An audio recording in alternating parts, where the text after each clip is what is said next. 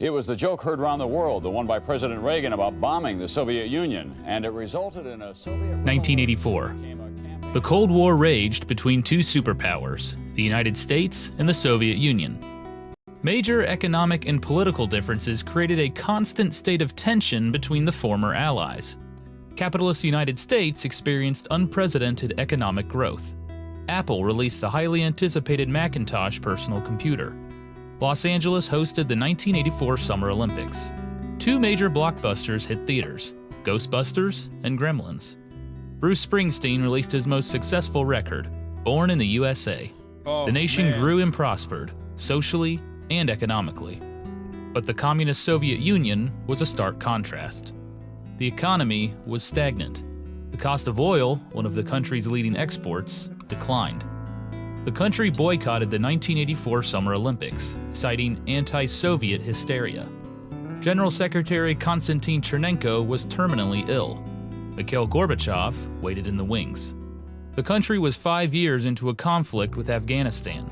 Citizens grew frustrated and had little money. The government enacted sweeping reforms to eradicate dissent and restore order. The two nations couldn't have been more divided.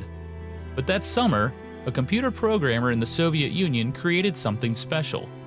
It was a puzzle game that took the video game industry by storm and helped break the boundaries between the two superpowers.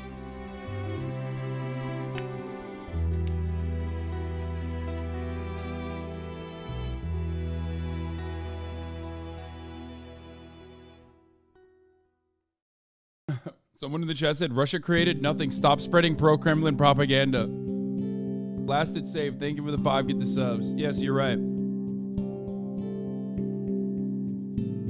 Tetris is not a Russian invention. You're Alexei Leonidovich Pajitnov was born on March 14, 1956 in Moscow. His mother was a journalist who reported on cinema, a somewhat controversial art form in the Soviet Union. His father was a philosopher, a writer, and a dissident of the communist regime. Wait, what? No, it wasn't. What the fuck?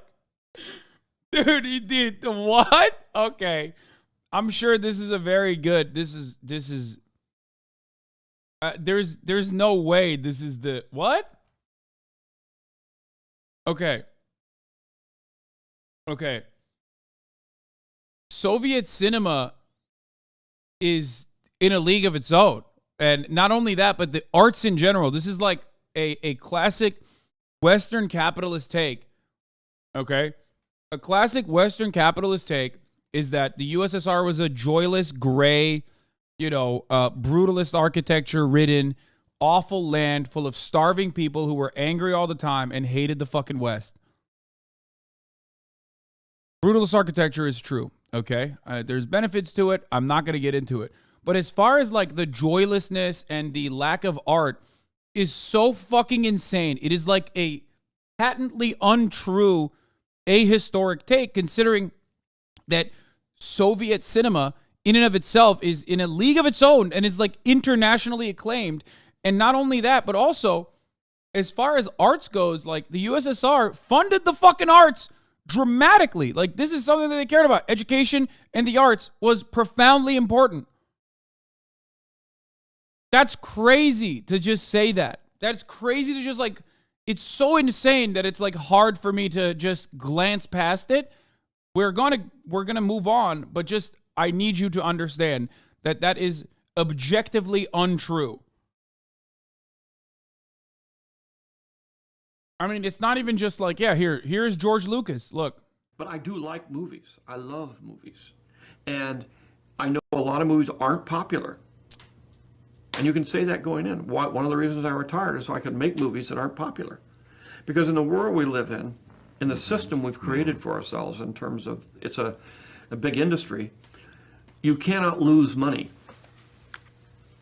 So the point is that you're forced to make a particular kind of movie. And I used to say this all the time when people, back when Russia was the Union of Soviet Socialist Republics. And they'd say, oh, but aren't you so glad that you're in America? I said, well, I know a lot of Russian filmmakers. They have a lot more freedom than I have. All they have to do is be careful about criticizing the government. Otherwise, they can do anything they want. And so what do you have to do? You have to adhere to a very narrow line. Yeah. He's literally saying, he's openly mentioning that you can have more freedom and you can have more creative liberties when you're not fucking constrained with the limitations that capitalism puts upon you. When it's government-funded art, as long as you do not criticize the government, or as long as you know how to toe the fucking line, you can get away with making insane shit, which is why a lot of USSR art, a lot of Soviet art was considered incredible.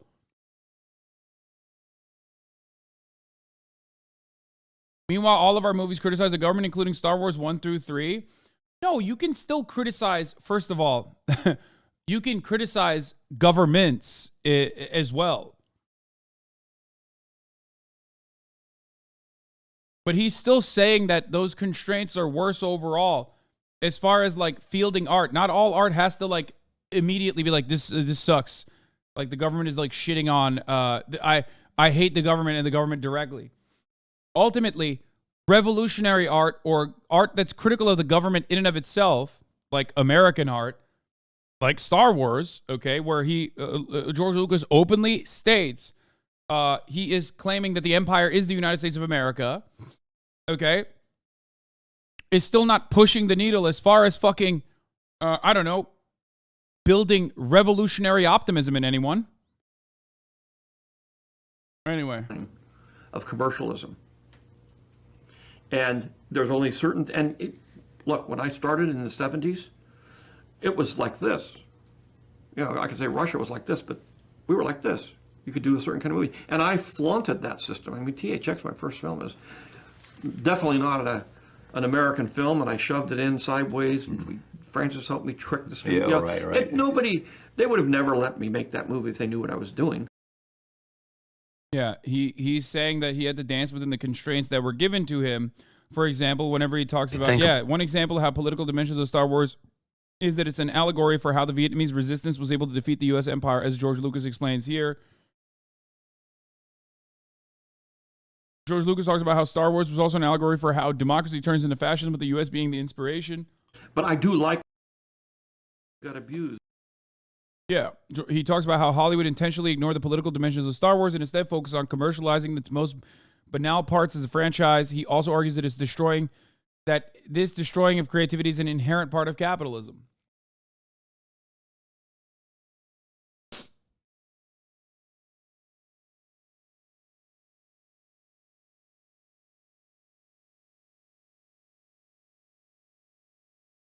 Anyway, just understand that this was a informative yet crazy fucking sidestep that we took away from the main point of contention here, Tetris. When Pajitnov was 11, his parents divorced. From then on, he and his mother lived alone in a one-bedroom apartment. But their time together introduced him to pop culture. As a writer, his mother regularly attended the Moscow International Film Festival. Sometimes she brought young Alexei along and introduced him to films from around the world. He loved James Bond. He also loved math puzzles and board games, one of the few forms of entertainment available to children of the Soviet Union. One of his favorites was Pentominoes. The goal of the game is to arrange 12 unique puzzle pieces consisting of 5 blocks each into a rectangle. As a child in the 60s, Pajitnov witnessed the This also is kind of funny because like China kind of does this too, where it's like they let you play games, but then you have to like watch museum videos and shit on social media. Obviously, they have like other fucking things to do as well, by the way. That part is ridiculous. But, you know, that level of control is something that you see in China as well, which, who knows, maybe it's not the worst idea. Competition of space exploration between the United States and the Soviet Union. The USSR recruited scientists and engineers to give them an advantage. They hoped to draw children into the field by showing off the latest technology. As a result, 17-year-old Pajitnov was introduced to the computer. It left a lasting impression on him. He enrolled at the Moscow Institute of Aviation, where he earned his master's degree in applied mathematics. After graduating, Pajitnov joined the famous Russian Academy of Sciences in Moscow, where he landed a research position in the Dornitsyn Computing Center. But the computing center wasn't exactly at the forefront of technology. All employees used the same room-sized mainframe computer. Work conditions weren't ideal either. Pajitnov shared his desk with 3 other researchers. He followed the same routine almost every day. Wake up between 7:30 and 8 a.m., eat a breakfast of sausage, eggs, and cottage cheese, run some errands, then arrive at the computer. I don't understand. Why wasn't he starving in abject poverty? As is the case for every Russian existing in the USSR. This is weird. Computing center by 10 a.m. He There was worked no until food. midnight, which gave him some alone time in the evenings. Eventually, Pajitnov and a few other employees got an upgrade, their own personal Electronica 60 computer workstation. It was a huge upgrade over the giant mainframe computers, but to the rest of the modern world, it was ancient. The Electronica 60 was a clone of the LSI-11 computer, a system that came out 9 years prior. The display didn't show any graphics, only alphanumeric characters. Pajitnov worked on artificial intelligence programs and speech recognition software. The latter caught the attention of the KGB, Russia's head Casually did not mention he became a computer scientist for free. Okay, well, that part is a given. security agency. They hoped it could record phone conversations. But in the evenings, Pajitnov and a few other researchers had the computers to themselves to work on their own side projects. One programmer was obsessed with Pac-Man, one of the few arcade games to make its way past the Iron Curtain. He spent hours trying to reverse engineer it. There was also Dmitry Pavlovsky, a fellow researcher and friend who programmed several games on the giant mainframe computer stored away in the computing center. There was also a 16-year-old programming prodigy named Vadim Gerasimov. After impressing his computer science teacher, he was brought to the computing center to learn more about programming and assist with projects. Pavlovsky introduced Gerasimov to Alexei Pajitnov. The trio shared a love of computer games and programming, so they formed a team and brainstormed game ideas in the evenings. They hoped to package the games and possibly sell them, an extremely difficult endeavor in the Soviet Union. Pajitnov sat at his desk late into the night, brainstorming. He thought back to his childhood, when he spent hours playing pentominoes. Surely there was a way to translate this experience to the computer. Pajitnov made adjustments to the standard pentomino game to accommodate for his outdated hardware. He cut the 5-block shapes down to 4, which reduced the number of pieces from 12 to 7. In 6 days, Pajitnov completed his first version. He named it Genetic Engineering. The goal was simple: arrange the pieces until they fit into a box. It worked, but there was just one problem. It was boring. Once a player figured out the solution, they had no reason to play again. The game needed to challenge and engage the player. So Pajitnov made the game more hectic. He narrowed the playing field to the center. It's literally one of the greatest games of all time, by the way. Like, still to this day. Such a basic concept, and yet so good. Of the screen and had the pieces fall constantly. It was definitely more engaging and fast-paced, but that created a new problem. If you failed to complete a row, it's The ones that I've never played. What the fuck? There are people on this planet that have never played Tetris. That's mind-boggling to me. I guess I'm old, like...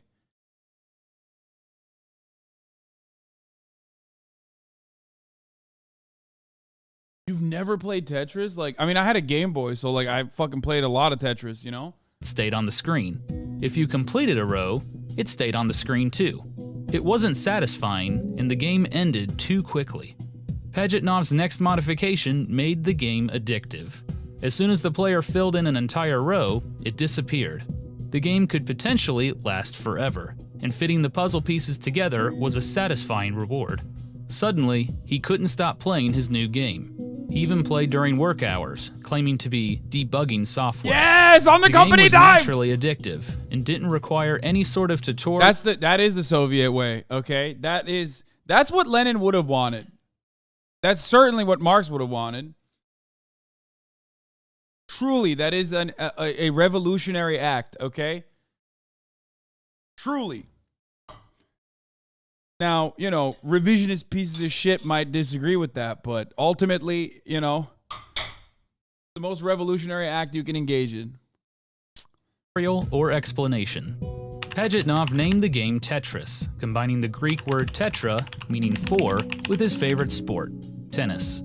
It had a basic scoring system, no sound, and no... Which, by the way, remember, children had no games. Also, he was somehow a fan of tennis. I wonder why or how that happened. Because, again, a lot of value and a lot of emphasis placed on sports. Remember. Extra levels, but it was addictive and easily the best game in the trio's computer game package. But no one ever imagined Tetris would make it outside the halls of the Dordnitsin Computing Center. It only worked on the outdated Electronica 60 computer. Tetris gained a small cult following at the Russian Academy of Sciences. Pajitnov wanted to expand his audience, but the only way to do that was to program the game for a more commonly available platform, the IBM PC. He approached the 16-year-old whiz kid, Vadim Gerasimov, and asked if he could assist. It would be a somewhat difficult task. Gerasimov needed to rewrite the entire program on a computer he'd never used before. But in only a few days, Gerasimov had a working prototype. He had a fully functional, widely compatible version ready in a few weeks. He added color to the tetrominoes, multiple levels, plus the ability to save your high score. Tetris was more addictive than ever before. However, the dream of selling their collection of games was falling apart. Starting a business, let alone a software business, was highly unusual in communist Soviet Union. Plus, they made Tetris at the Russian Academy of Sciences, which technically made the game government property. Pajitnov, Pavlovsky, and Gerasimov didn't want to see their hard work go to waste. They named their collection of games Computer Funfair and made copies, which they distributed to whoever was interested. Wait. The two things that he just said in succession literally do not go along with one another. On the one hand, he's saying like these guys wanted to make fucking money off of their IP. And on the other, he's saying that they gave it to everybody for free because they wanted everyone to enjoy it. And also, it is literally government property, government funded, made on the government dime. It makes perfect sense. Remember, guys, there's nothing wrong with this. There's nothing wrong with the government doing this, especially when it comes to medicine. One such person was Vladimir Pokilko, Alexei Pajitnov's friend and a clinical psychologist at the Moscow Medical Center. When he fired up Tetris at his workstation, he immediately recognized the addictive nature of the game. As rows of blocks disappeared, it gave the player an emotional high, fueling them to keep playing. Pokilko made copies of the game for his fellow employees. Soon, the entire psychology department... One of the most important parts of this entire conversation that is going completely unnoticed, and it's one that I hope leftists are immediately trained to recognize, is one foundational principle that absolutely eviscerates every capitalist argument. Okay? The profit motive is later put into the conversation. He did not make this video game because he wanted to make profit. He made this video game because he was fucking bored and he wanted to make a video game. Because innovation is not only driven by profit, and that is still something that this person acknowledged as well. And that's something that people need to understand. But in America, in our hyper-capitalist dystopia, people only fucking think that innovation is driven by the profit motive. Okay? This dude quite literally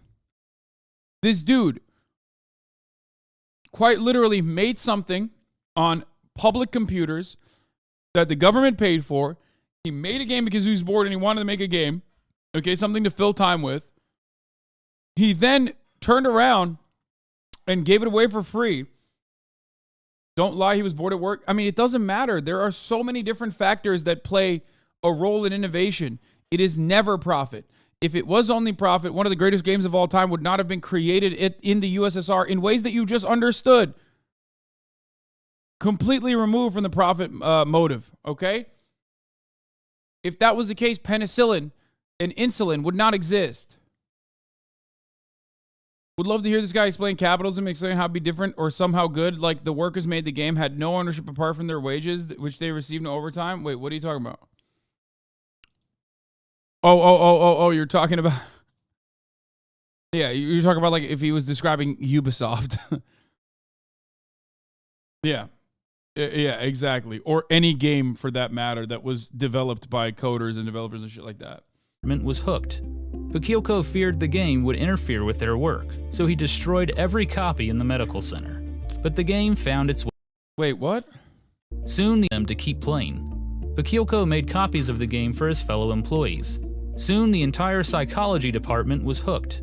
Bakilko feared the game would interfere with their work, so he destroyed every copy in the medical center. But the game found its way back. Yeah, see? You know, managerial dicks everywhere. Rather than fight it, Bakilko thought the game could be useful in studying addiction. A unique two-player version was developed specifically for the Moscow Medical Center by Pajitnov and Gerasimov. More publicly funded innovation. That's crazy. By 1986, Tetris spread like wildfire throughout the Soviet Union. Almost anyone with access to an IBM PC had some form of the game. Pajitnov didn't make a penny, but he was excited about the popularity of the game. But it was only the beginning. Eventually, Tetris made its way outside the Soviet Union, which ignited an epic battle to cash in on the puzzle game.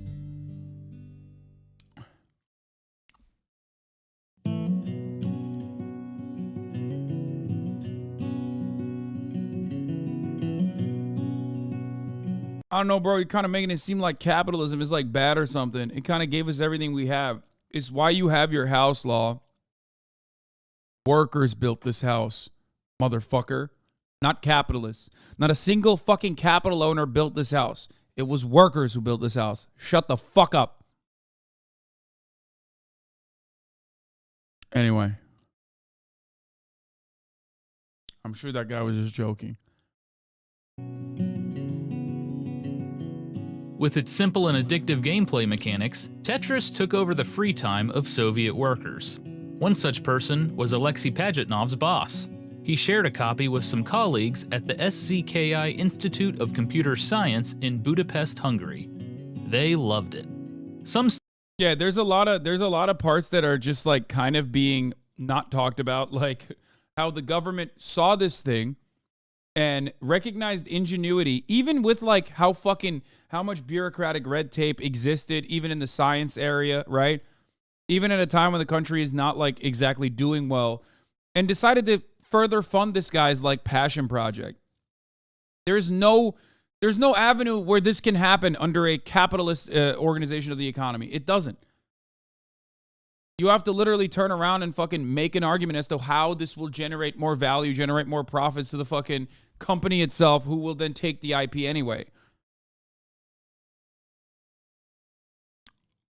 Notice how it is spreading before it can copy for free and be motivated to change it for the better. Students at the Institute even ported the game to the Commodore 64 and Apple II, two popular home computers in the Western world.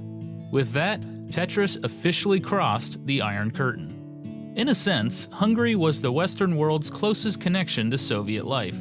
It was under communist rule, but after the 1956 revolution, the Hungarian government passed major economic reforms to create a more open, free market. One of Hungary's most popular exports was the Rubik's Cube, created by Erno Rubik in 1974. Hungary was the place to go for business people looking to license Eastern products to Western audiences. One such businessman was Robert Stein, owner of the British software company Andromeda Software. After selling computer hardware in the 80s, Stein switched to a much more profitable business, selling software. But rather than look for potential new games in the UK... Bro, this guy says, yes, the government funding, etc. is great, but weren't people suffering and dying from hunger in the meantime?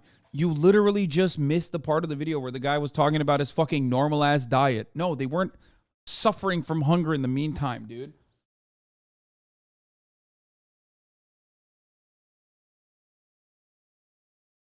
Also, like, also, what about people that are hungry right now? Like, dude, we live under a global capitalist organization of the economy, and 14 million die every year due to famine-related diseases and famine directly. Now, the worst part about it is that, like, if you consider Holodomor, okay, that's like, let's say that's partially deliberate, but partially mismanagement, and most importantly, it's like fucking failure of agricultural production. We don't have that anymore, and 14 million people die every fucking year. The only problem you need to solve, the only problem, is literally a matter of logistics.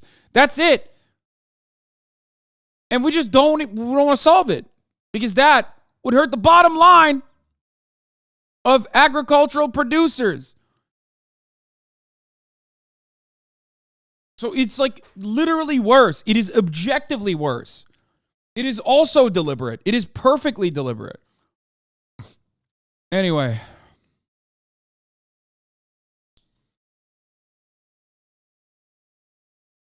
Lol, try criticizing Soviet Russia without describing inner city Baltimore accidentally challenge. Yeah, every time. I mean, how many times do we have to go through this? It's like anytime someone talks about how fucking bad communism is or how bad socialism is, they end up describing capitalism, and it's mind-boggling to me.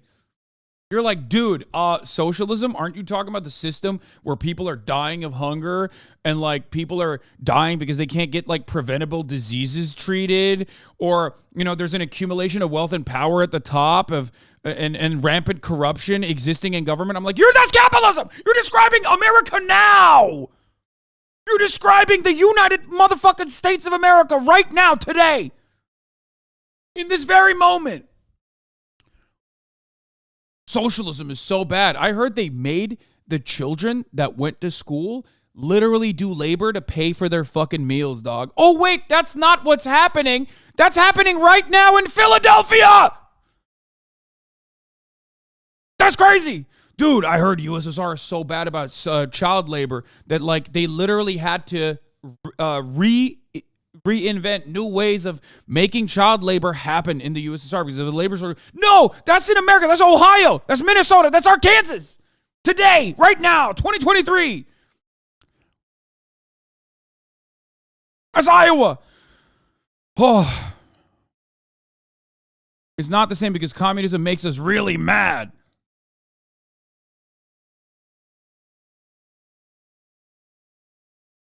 Anyway. Now, I'm not going to sit here and say the USSR was fucking, cheeky-breaky, okay? Or it was great. There were obviously bad parts of every fucking form of governance, and certainly the USSR made some mistakes overall. Not limited to Stalin.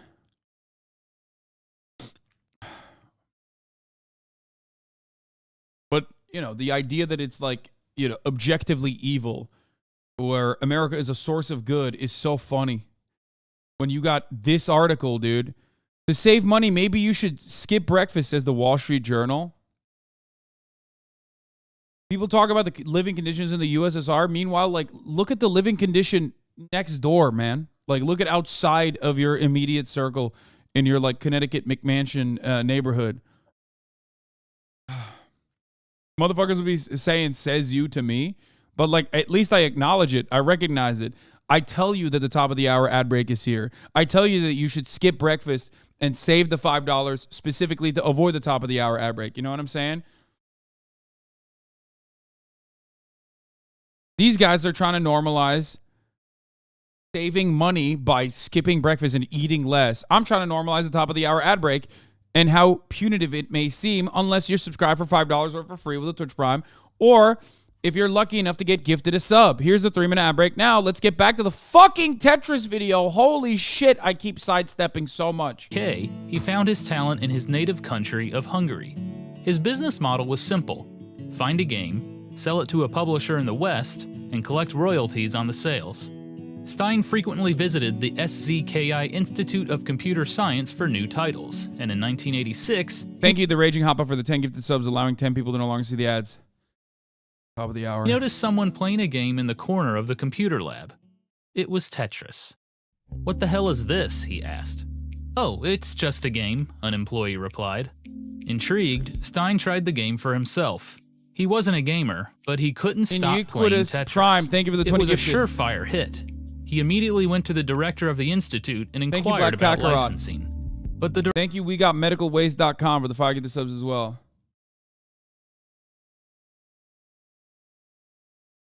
This guy's 100% getting death threats for one of the most boring articles ever about egg, cereal, lettuce, juice, concentrate price increases year over year, month over month. That guy's editor completely fucked him.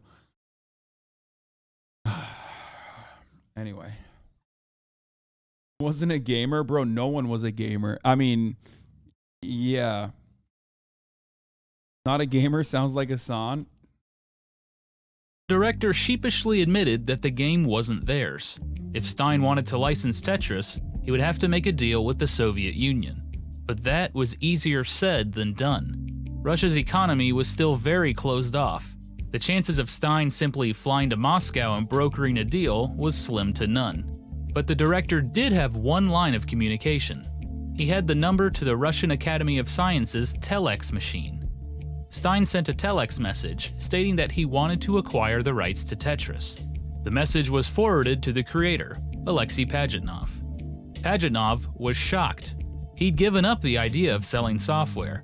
Now he had an offer in writing for the rights to Tetris, but he had to be cautious. He made Tetris, but he had— By the way, like, Pajitnov openly talked about how he did not intend to make money from his creation, and he designed the game for fun.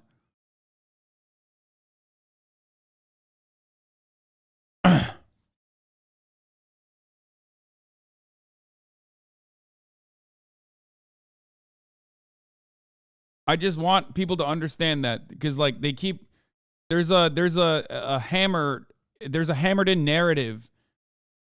There's a hammered in narrative here, even here, when it's probably the closest you'll get to an objective assessment of the situation, and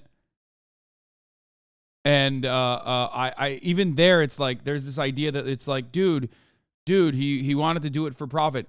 Not saying that he shouldn't profit, okay? I don't have an issue with that. What I'm trying to state here is that ultimately this creation didn't come from the profit motive.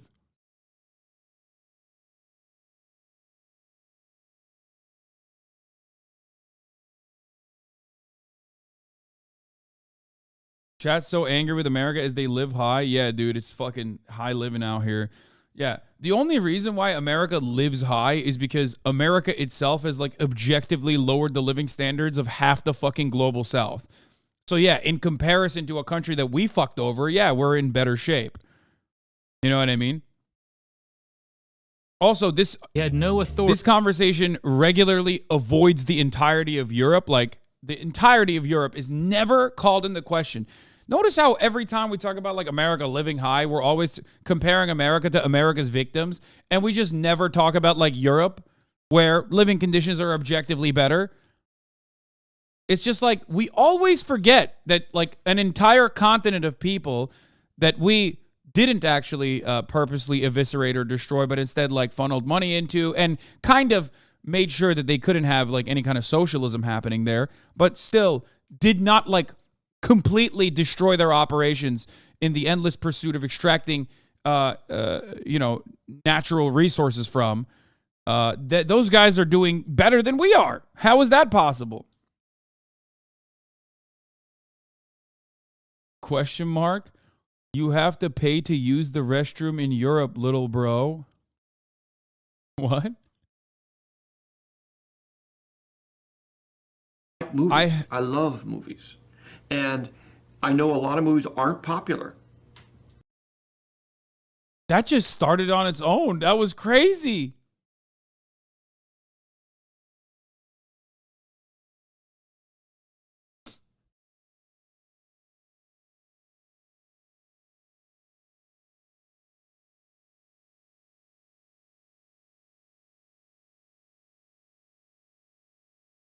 Anyway.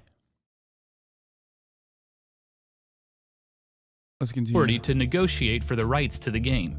We could do nothing for personal gain, he said. It would, however, be a huge accomplishment to have a game published. After several weeks of getting translations and the proper authorization, Pajitnov sent the following reply. Yes, we are interested. We would like to have this deal. For Pajitnov, it was a way of saying, let's talk more about this.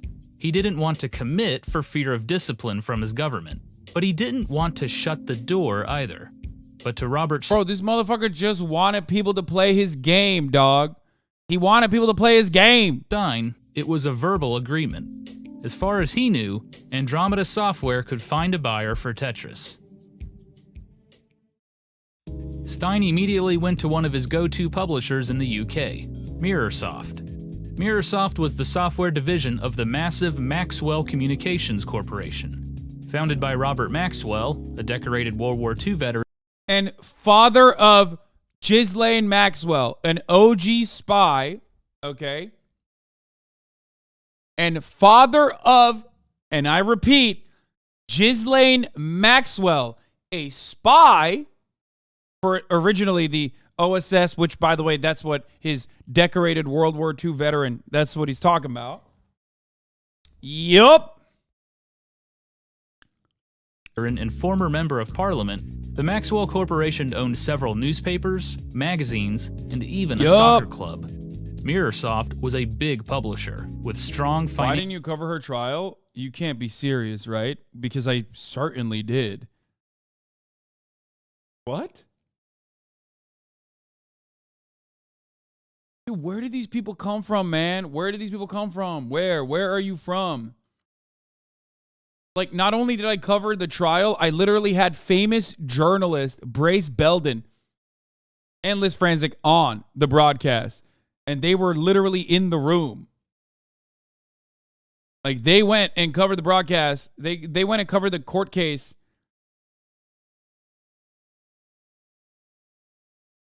In person, because they're reporters, they're journalists. Anyway, let's continue. Financial backing. Stein set up a meeting with Mirrorsoft co-founder Jim McConaughey. He took a look at Tetris, thought nothing of it, and passed it off to Mirrorsoft's technical department. Several weeks later, McConaughey wandered down to the technical department during a lunch break and noticed everyone huddled around playing Tetris. He figured he should play the game himself.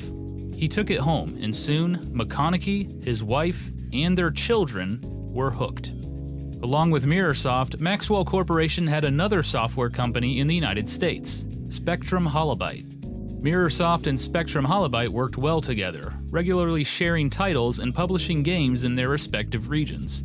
Spectrum Holobyte president Phil Adam was in the UK looking at new titles when McConaughey showed him Tetris. He too became addicted. From there, Robert Stein made a deal with the Maxwell Corporation. Mirrorsoft got the home computer and console rights to Tetris for the UK and Europe for £3,000 plus royalties. Spectrum Holobyte got the rights for the US and Japan for $11,000 plus royalties.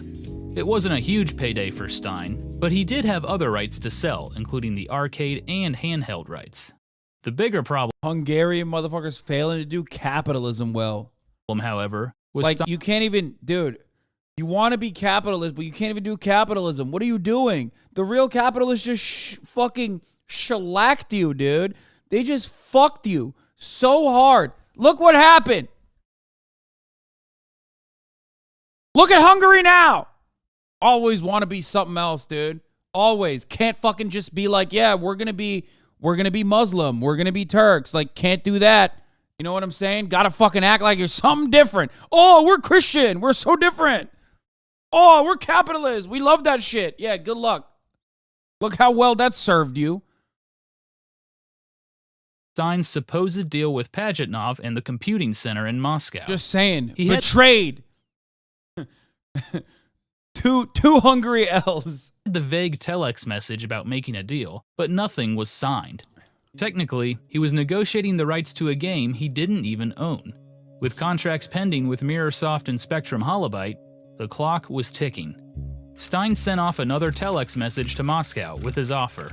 $10,000 up front, along with 75% on whatever money he made from Tetris.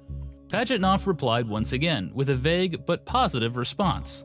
They were ready to make a deal. Stein kept pressing. He even offered partial payment in the form of Commodore computers. But just as Pajitnov predicted, the Soviet regime intervened in the negotiations. AcademySoft, an internal publishing and licensing group within the Russian Academy of Sciences, handled further negotiations. AcademySoft insisted that the only rights available to Stein were for the IBM PC version of Tetris. Stein agreed. Future versions of Tetris could be negotiated for later. It was now 1987, and there were still no signed contracts. Spectrum Holobyte and Mirrorsoft prepared their versions of Tetris under the assumption that all the rights were secured. Robert Stein grew frustrated. Who exactly was in charge of the negotiations on the Russian side? Stein had a verbal agreement, or so he thought, but he needed pen to paper in order to make his dealings with Mirrorsoft and Spectrum Holobyte legit. So Stein put pressure on the Russians. In April of 1987, he sent another telex message to Moscow, this time announcing that Mirrorsoft and Spectrum Holobyte would release Tetris for the IBM PC in their respective regions. But his forcefulness got him nowhere. In June of 1987, Stein finalized the deals with Spectrum Holobyte and Mirrorsoft for Tetris. But he still had to get the Russians to sign on the dotted line.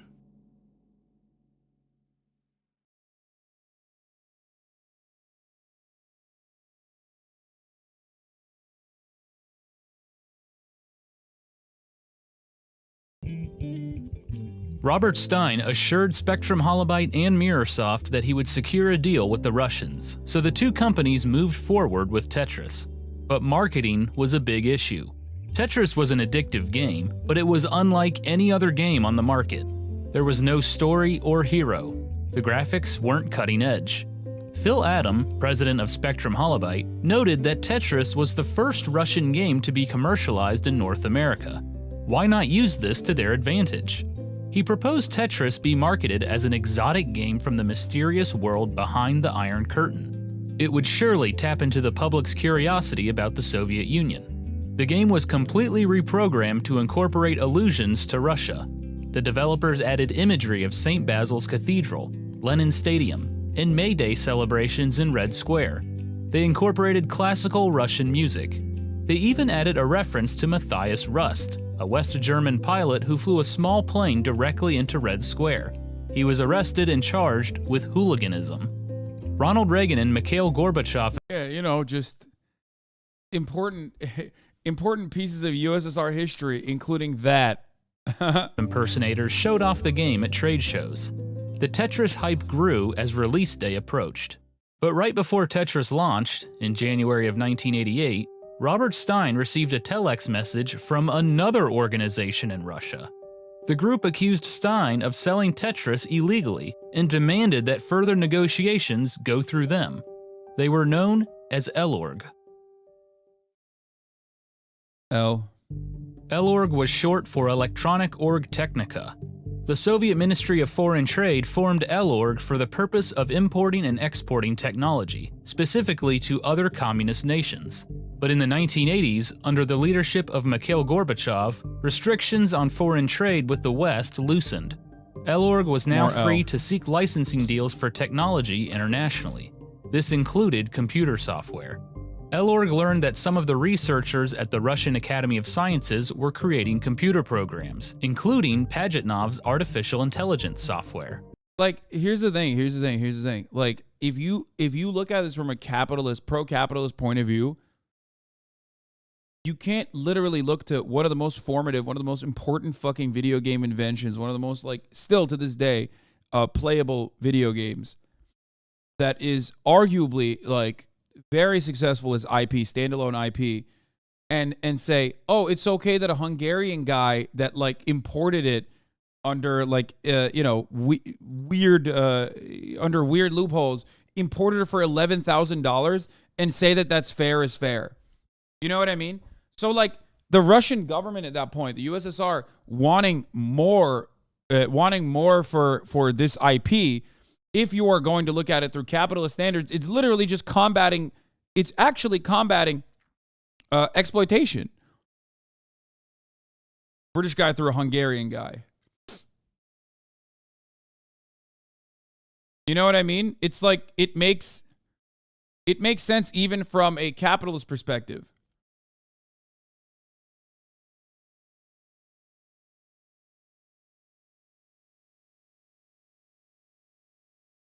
Elorg met with Pajitnov to see if the program could be sold internationally. During the meeting, Pajitnov casually mentioned Tetris and how he and AcademySoft had trouble getting a licensing deal with Robert Stein. Representatives from Elorg were shocked. Pajitnov and AcademySoft had no authority to negotiate international software licensing deals. They demanded all the paperwork be handed over immediately. What they learned was incredible. A researcher at the Russian Academy of Sciences was negotiating an international business deal for a video game. Not only that, but it was about to be sold in the West, and nothing had been signed. From that point on, Elorg was in charge of all negotiations for Tetris. They asked Robert Stein to come to Moscow to explain himself. When he arrived, Stein said it felt like an interrogation. Representatives from Elorg didn't trust him. "Why are you selling Tetris without our permission?" they asked. "I didn't even know your group existed," Stein replied. He held his ground, arguing that pulling the deal now... I don't even disagree, by the way. I'm sure, like, to be fair, like, that seems like a bureaucratic incompetence, certainly, for sure. No, look, I'm not gonna, like, fucking defend the guy here, okay? I'm not gonna defend the guy here, but what Elorg is doing in this situation is like what every fucking IP owner does. So, I don't even disagree with Robert Stein. Could be an embarrassment to the USSR, as it would make them seem unreliable in the world economy. The two sides went back and forth in what seemed like a never-ending game of tennis. Elorg wanted final approval over any of the games. Stein wanted the rights to all home computer systems, not just the IBM PC. The two sides continued to negotiate. Nothing had been signed. But in the West, Tetris moved forward. On January 29, 1988, Spectrum Holobyte released Tetris for $34.95. It came in a red box with the word Tetris written in Russian in bold yellow characters. It stood out from the other games. The Russian marketing angle worked brilliantly. Spectrum Holobyte sold 100,000 copies in the first year. Jesus in the UK, Christ. Mirrorsoft sold fewer, but still a sizable amount. Then again, they also removed a lot of the Russian imagery from their version. The reviews were glowing. Tetris is so simple to learn that you'll know all the rules 5 minutes after opening the box.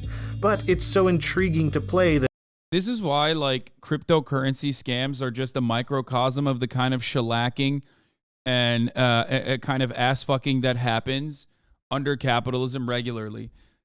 Guy makes a game because he wants to have fun. He wants to just spread it, okay? He's like, this is fire. I think I got something dope here. I want everyone to be able to play it, okay? Then, through two different protocols, two separate layers of people get ass fucked up the capital extraction line, ultimately with like the corporation that finally ends up with the IP just selling it for $34.99. Okay. Meanwhile, the USSR is still trying to. Fucking at this stage make more money, demand more money off of the IP that like these people got through illicit means. that once you've started, you'll be spending many hours in front of the computer screen, so many that you'll begin to wonder if Tetris isn't really part of a diabolical plot, hatched in the evil empire to lower worker productivity in the United States. Dennis Lynch, Chicago Tribune. As computer games go, it is simple and addictive. Critics say it lacks the guns and explosions and mayhem that appeal to young connoisseurs of American entertainment software. But then, Soviet software is apparently softline. Peter Lewis, The New York Times. Tetris fever enveloped the West and was being played at home and at work. Spectrum Holobyte even added a boss key to the game. Pressing the escape button would quickly bring up a blank command prompt. To Spectrum Holobyte and Mirrorsoft, it was a resounding success. But Robert Stein was nervous. His deal with the Russians was still in limbo. Spectrum Holobyte and Mirrorsoft began porting the game to other computer platforms. But finally, in May of 1988, 4 months after Tetris hit the market, Elorg and Robert Stein made a deal. Andromeda Software got the rights to Tetris for home computer systems. They also got the rights to port Tetris to, quote, different types of computers. To Stein, this meant home consoles as well. Elorg received an undisclosed amount up front, as well as royalties on every game sold. Stein breathed a sigh of relief. He quickly phoned Jim McConaughey at Microsoft, confirming the deal was officially done. When McConaughey asked about the arcade and handheld rights, Stein assured him that deal was imminent as well. From there, they wove a tangled web of sublicenses that would ultimately turn into a ferocious battle over who could do what. You were just on a sign at the All-Star game. Giannis just said he likes you more than Hassan Minaj. Sorry, off topic, but just saw it. There is 0% chance that what this guy is saying is real. Like, what? I don't even understand what the fuck he's talking about. What is the All-Star game? What a weird thing to make up.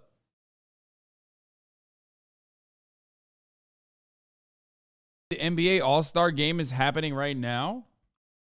Not. All-Star NBA weekend just started?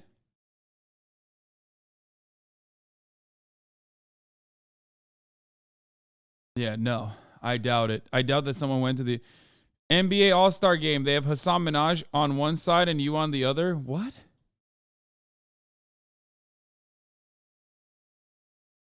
What the fuck?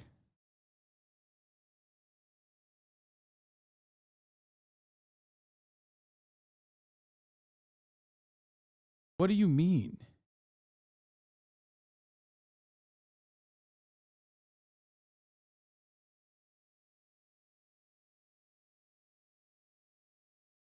He likely fell asleep on the couch and watching it and dreamed it. Yeah. To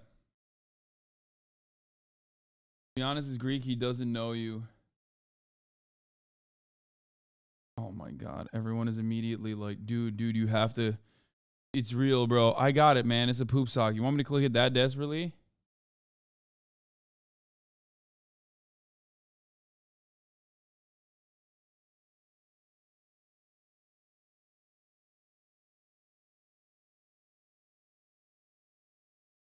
All right. Anyway.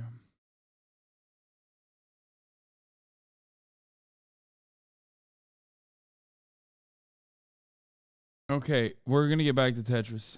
What with Tetris?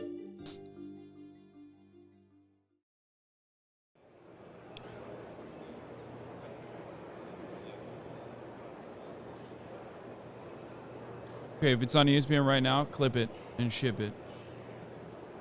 In January of 1988, Spectrum Holobyte showed off their new product at the Winter Consumer Electronics Show in Las Vegas.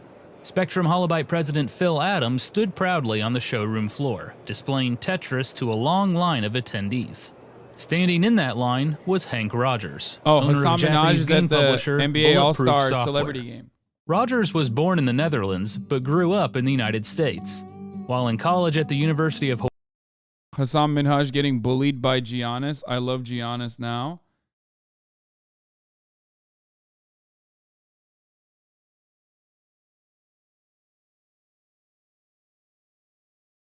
To see you now under pressure. Yeah, 20,000 people. Boom! Yeah, no, you're not. Hey, turn the other way. Turn it around. Turn it.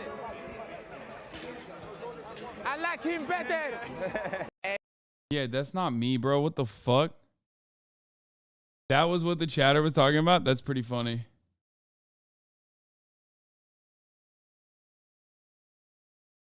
Chatter thought that was me?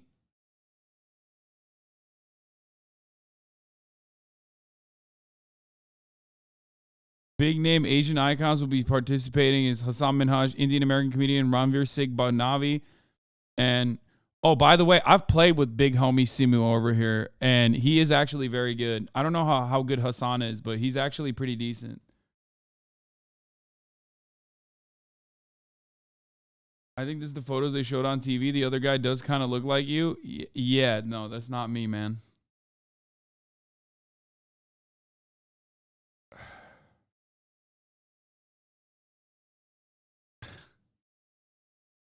Why have you played ball with Simu?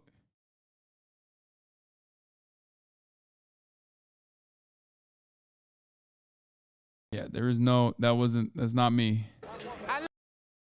Chatter got so excited. No, but this is what they mean. You got debated.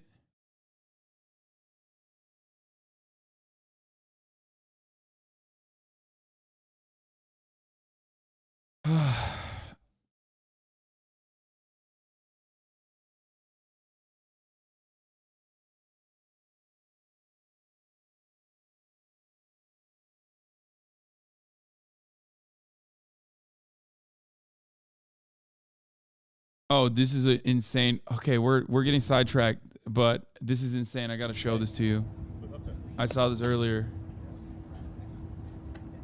I've never seen anything like this in my entire life. It's fake, right?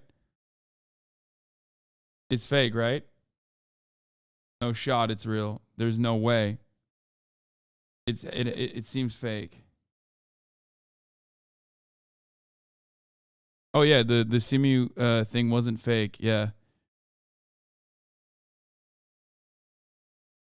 Bro, I did ask turn to my friend and after the run was like, have I seen Hasan somewhere before? Like, do we know him? And he looked at me like I was a total fucking idiot. So great balling with you. Haha. No shot.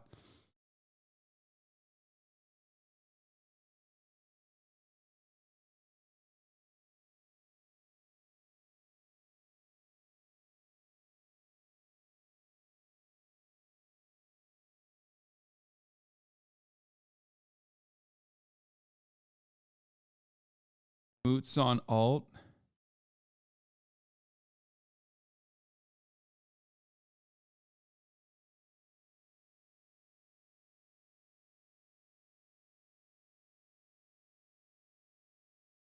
Tell us about Ball with Earl Sweatshirt. I haven't seen him since.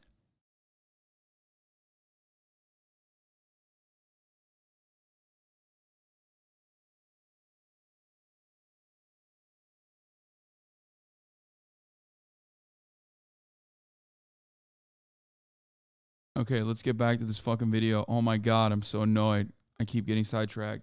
Hawaii, he fell in love with a Japanese woman and moved back to Japan with her. From there, he got into game development and formed Bulletproof Software.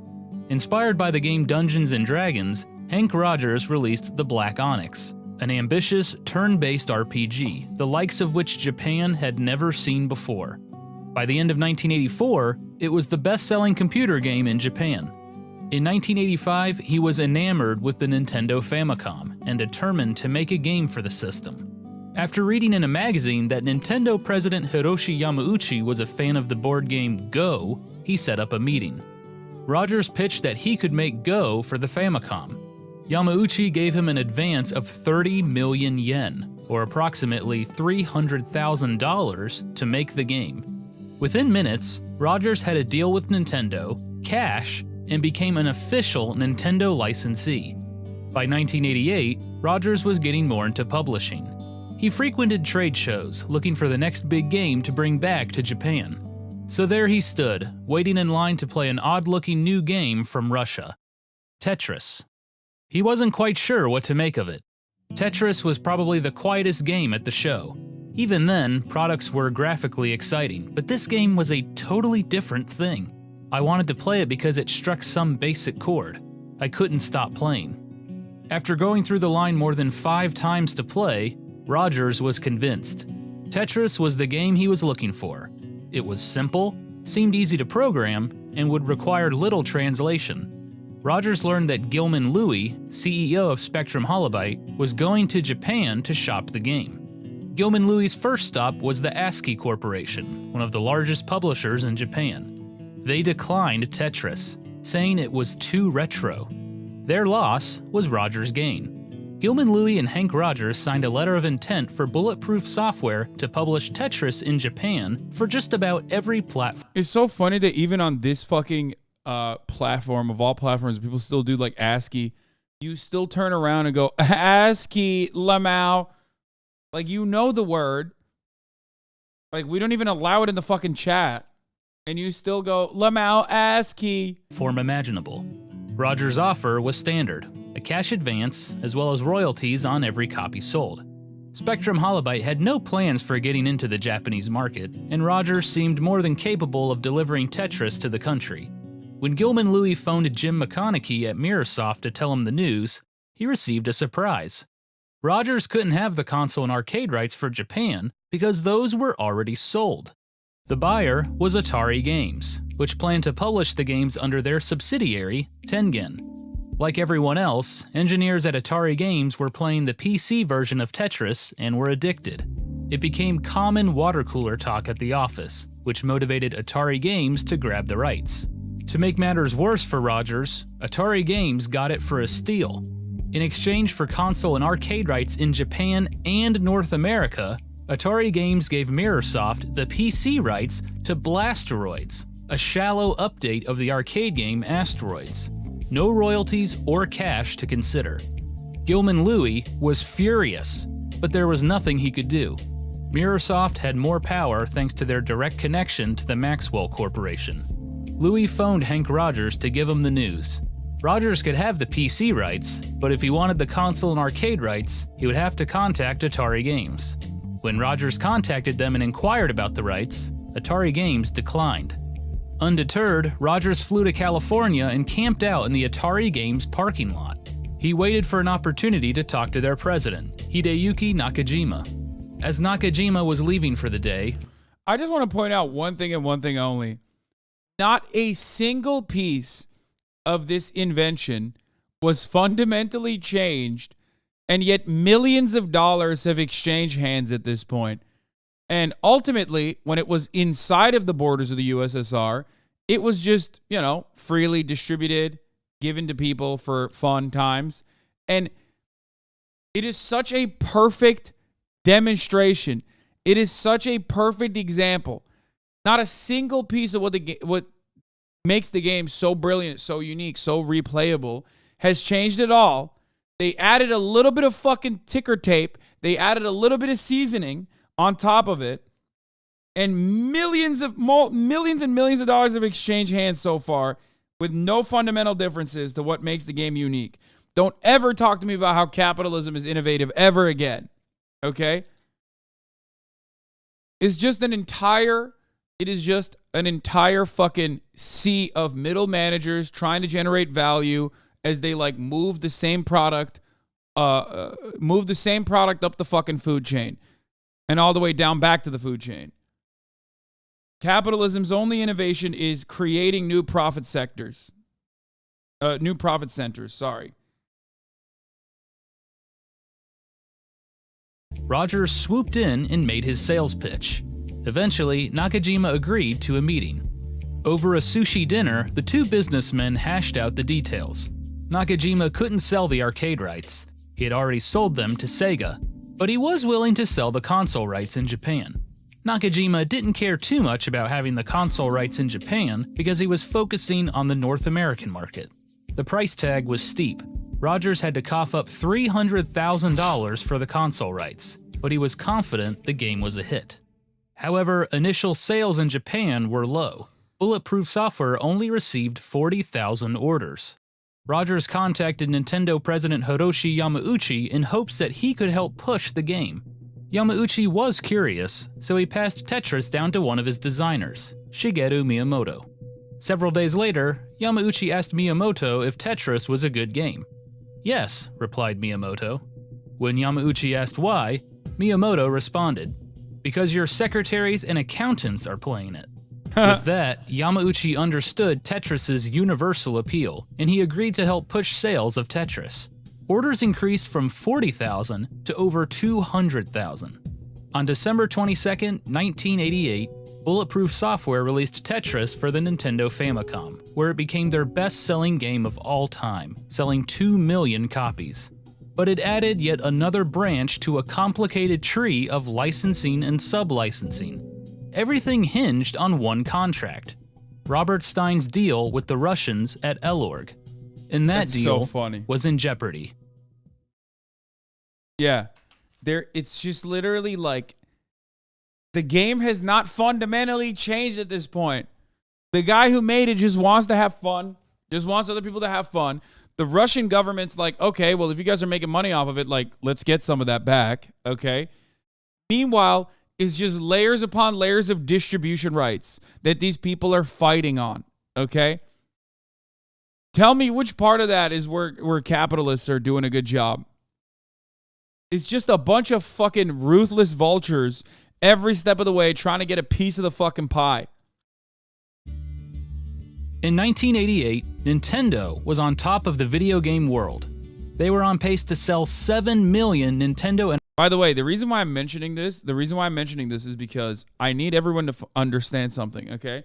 There are a couple fundamental principles that just remain true in this story, and it's a perfect demonstration of said principles.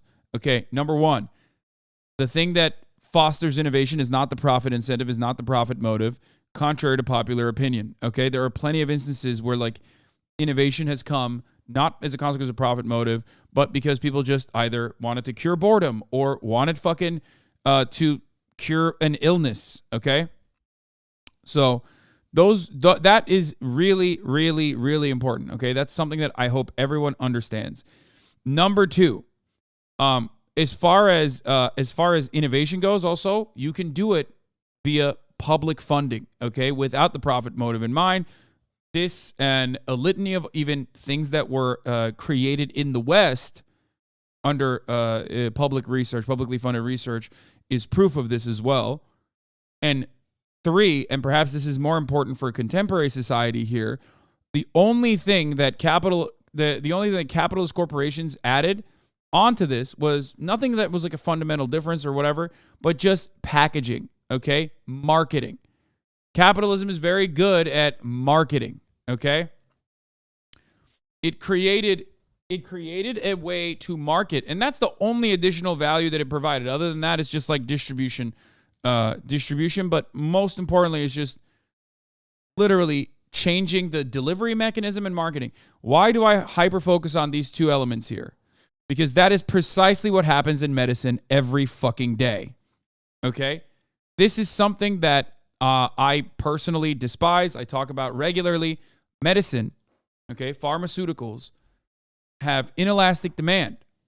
So even by capitalist metrics, even by a neoclassical economist understanding of the subject matter, pharmaceuticals need to be heavily regulated, if not entirely nationalized. Okay? What do pharmaceutical corporations do? They do this exact same thing that they did with Tetris. Now, Tetris, of course, is a consumer good.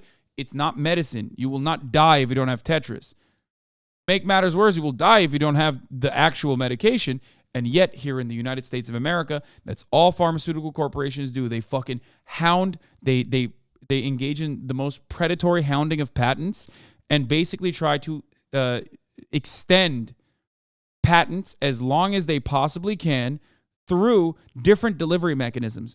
All they will change is just like one way to deliver the same exact medicine, just so they can continue extending the fucking lifeline, continue extending the patent itself. Not only that, but also when patents are slated to end, okay, when the lifespan of a patent is about to end, pharmaceutical corporations will stop actually trying to find new ways and stop trying to test new ways in which medication that they already have on hand could solve other illnesses. So misinformed. Yeah, you're right. Well, I described everything that is currently happening in, capitalist medicine, but one chatter said I'm so misinformed. So clearly, he will now begin to explain to me how novel chemical compounds are actually found in the United States, or a lot of novel chemical compounds are found in the United States of America. As a matter of fact, the United States of America is number one in novel chemical compound discovery, except that, of course, completely fails to recognize the size of the United States and also how much of the novel chemical compound discovery is actually still funded and facilitated by publicly funded research. And not only that, but also as far as like the per capita argument goes, the United States does not crack the top 5 of novel chemical compound discovery in the field of medicine. I am not actually misinformed. I also know what your counters are going to be, and your counters are wrong. Unless you have something else to explain to me, like a Steven Crowder video that you watch that says that like the United States of America actually funds the rest of the world's medication because we're so magnanimous and so good by paying 10 times the price for fucking insulin that we would if we crossed the border of Mexico or snow Mexico up in the north, i.e. Canada. then I will tell you that you're completely incorrect, and I can address that as well. Do you want me to give you more fucking examples that your side constantly makes? Because I've heard it a million times over. It's just not real. It's not real. It's just complete fabrication. The American Enterprise Institute wrote it up in like 1985, and they still use the same exact dumbass fucking arguments still to this day. Oh. He just said so misinformed. That's it.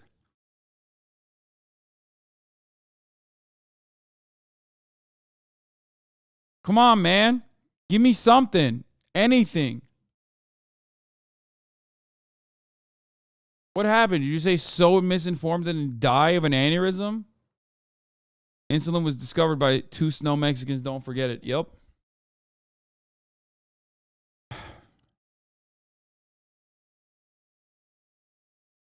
Part of my job is looking at pharmaceutical R&D. Companies literally take the same drug and recycle it through development for what it seems like an insignificant change to refresh and hold their IP. Yes. It's IP and marketing. That's all. It's the new delivery mechanisms that they focus on to extend their IP or marketing. That's it. And lobbying, of course, too.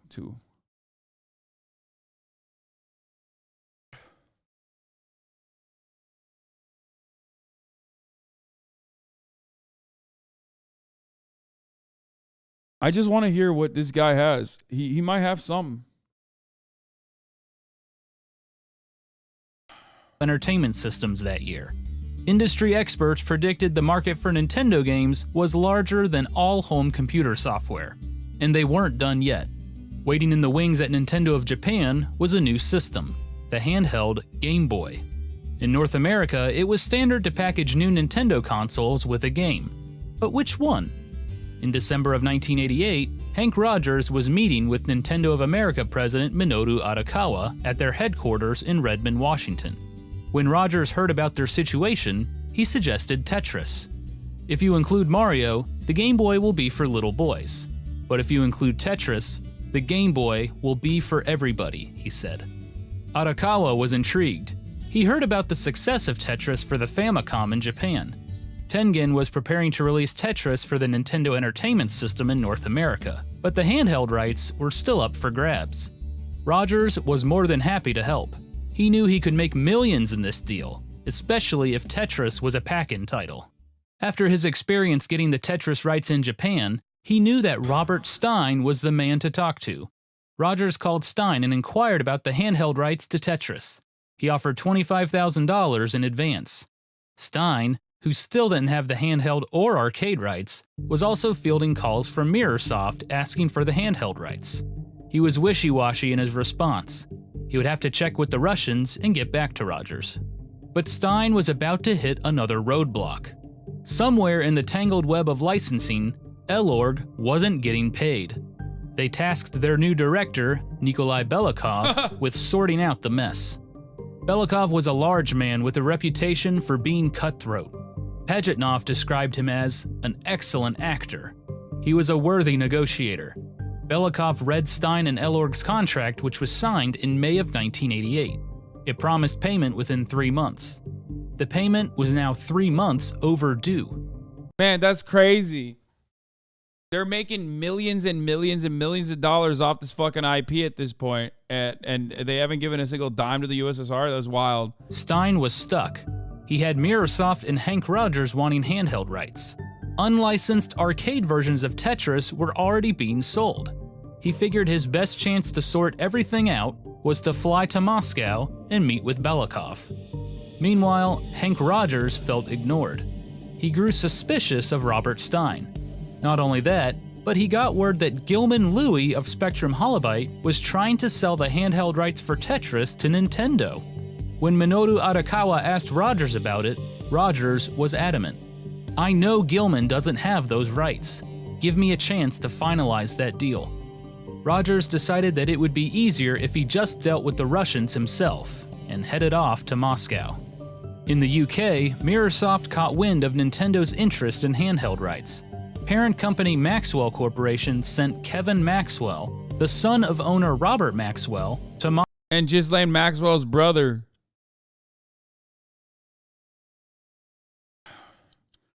Dude, it's like the best parts of the story are like this, okay? USSR, Pajitnov's like, childhood, what made him create Tetris, and then every other part of it has just been like the actual bureaucratic. Are you serious when you keep saying that? Yes, bro. Yes. That's not a joke. What the fuck? No, I'm not joking. Robert Maxwell is Ghislaine Maxwell's father. What the fuck? Like Jeffrey Epstein's Ghislaine Maxwell. Yes. They already mentioned it. Robert Maxwell, OSS agent, decorated World War II veteran.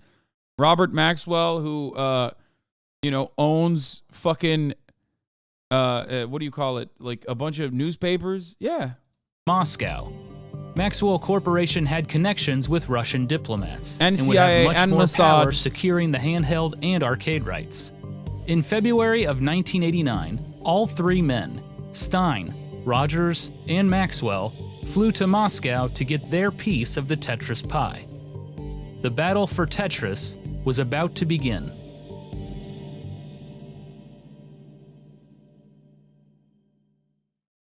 Ghislaine Maxwell's a Nepo baby? Yes. Yeah. That's why the international pedophile sex traffickers have fallen off. They're hiring nepotism talent. They're not going into the fucking roster any longer like they used to back in the day. You know what I mean? Oh, Jesus. Okay, let's continue. Sorry. Hank Rogers arrived in Moscow without any clue where to go. He knew Stein was negotiating with Elorg, but he had trouble finding their whereabouts. At first, he tried to make friends by playing Go with some locals, but that got him nowhere. So Rogers hired an interpreter to help him find Elorg. After a day of riding around Moscow, they finally got the location. Hank Rogers walked into Elorg and asked to speak to someone about the rights to Tetris. As he waited in the lobby... Wait. The other guy that was trying to fucking sell this, Gilman Louis? Oh my God.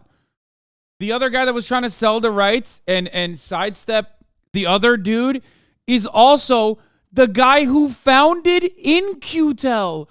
Oh my God. The CIA had everything to do with Tetris being sold globally from both fronts. That's insane.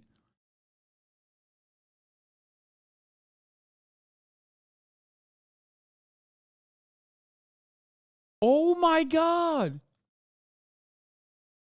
Oh my God. For those of you who don't know, In-Q-Tel is the CIA venture capital fund. Okay. It is a multiple billion-dollar for-profit venture capital firm based in Arlington, Virginia. It invests in high-tech companies to keep the Central Intelligence Agency and other intelligence agencies equipped with the latest information technology. Some of their funding includes, I believe, if I'm not mistaken, Google Maps. Right? Yeah, In-Q-Tel sold 5,636 shares of Google worth over $2.2 million in November 15, 2005. The shares were a result of Google's acquisition of Keyhole, Inc., the CIA-funded satellite mapping software now known as Google Earth.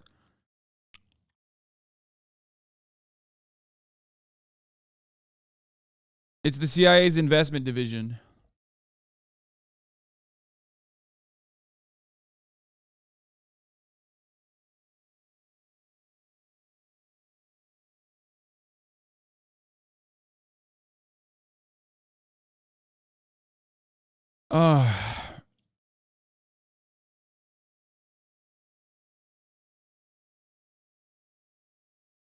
What the fuck? This led to Google Earth? Yes, the CIA-funded satellite mapping software is now known as Google Earth. Keyhole, Inc.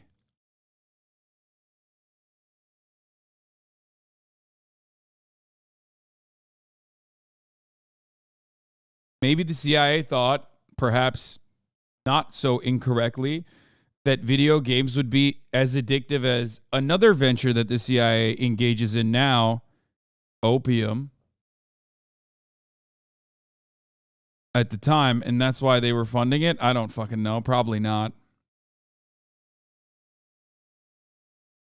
Holy shit, they invented GeoGuessr.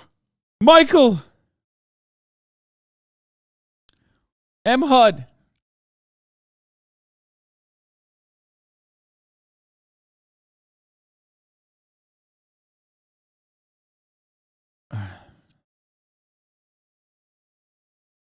Was In-Q-Tel around before 1999? No. I mean, not officially at least.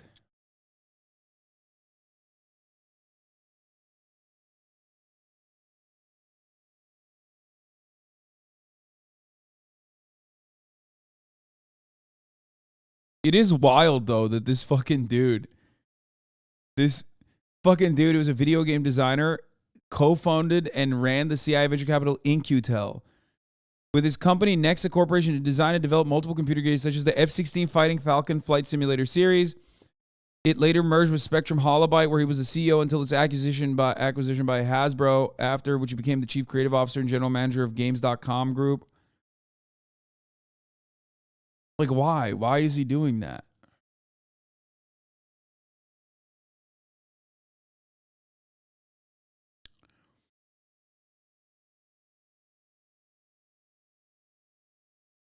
Look at the Intercept link.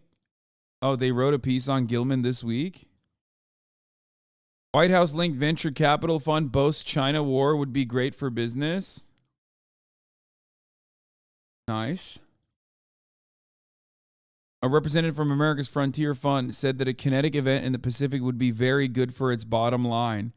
That's the same guy that we're talking about, by the way. Gilman Louie, American Frontier Fund's co-founder and CEO.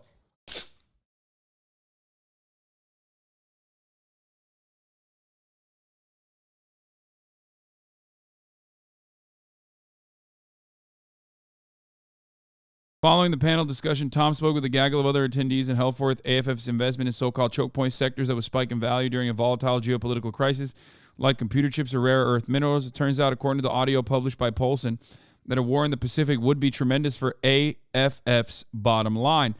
If the China-Taiwan situation happens, some of our investments will 10x like overnight, the person who identified as Tom said.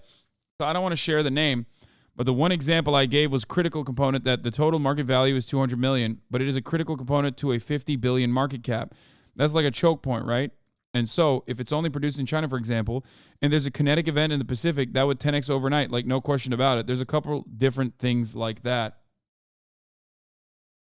AFF is surely not the only venture fund that would see the stratospheric returns throughout their portfolio in the case of destabilizing global crisis, like a kinetic event in the Pacific, that is to say, war. Unlike most other investment firms, though, AFF is closely tied to the upper echelons of American power, the very people who would craft any response to such a war. Gilman Louie, AFF's co-founder and current CEO, serves as the chair of the National Intelligence University, advises Biden through his Intelligence Advisory Board, and was tapped for the State Department's Foreign Affairs Policy Board by Secretary of State Anthony Blinken in 2022.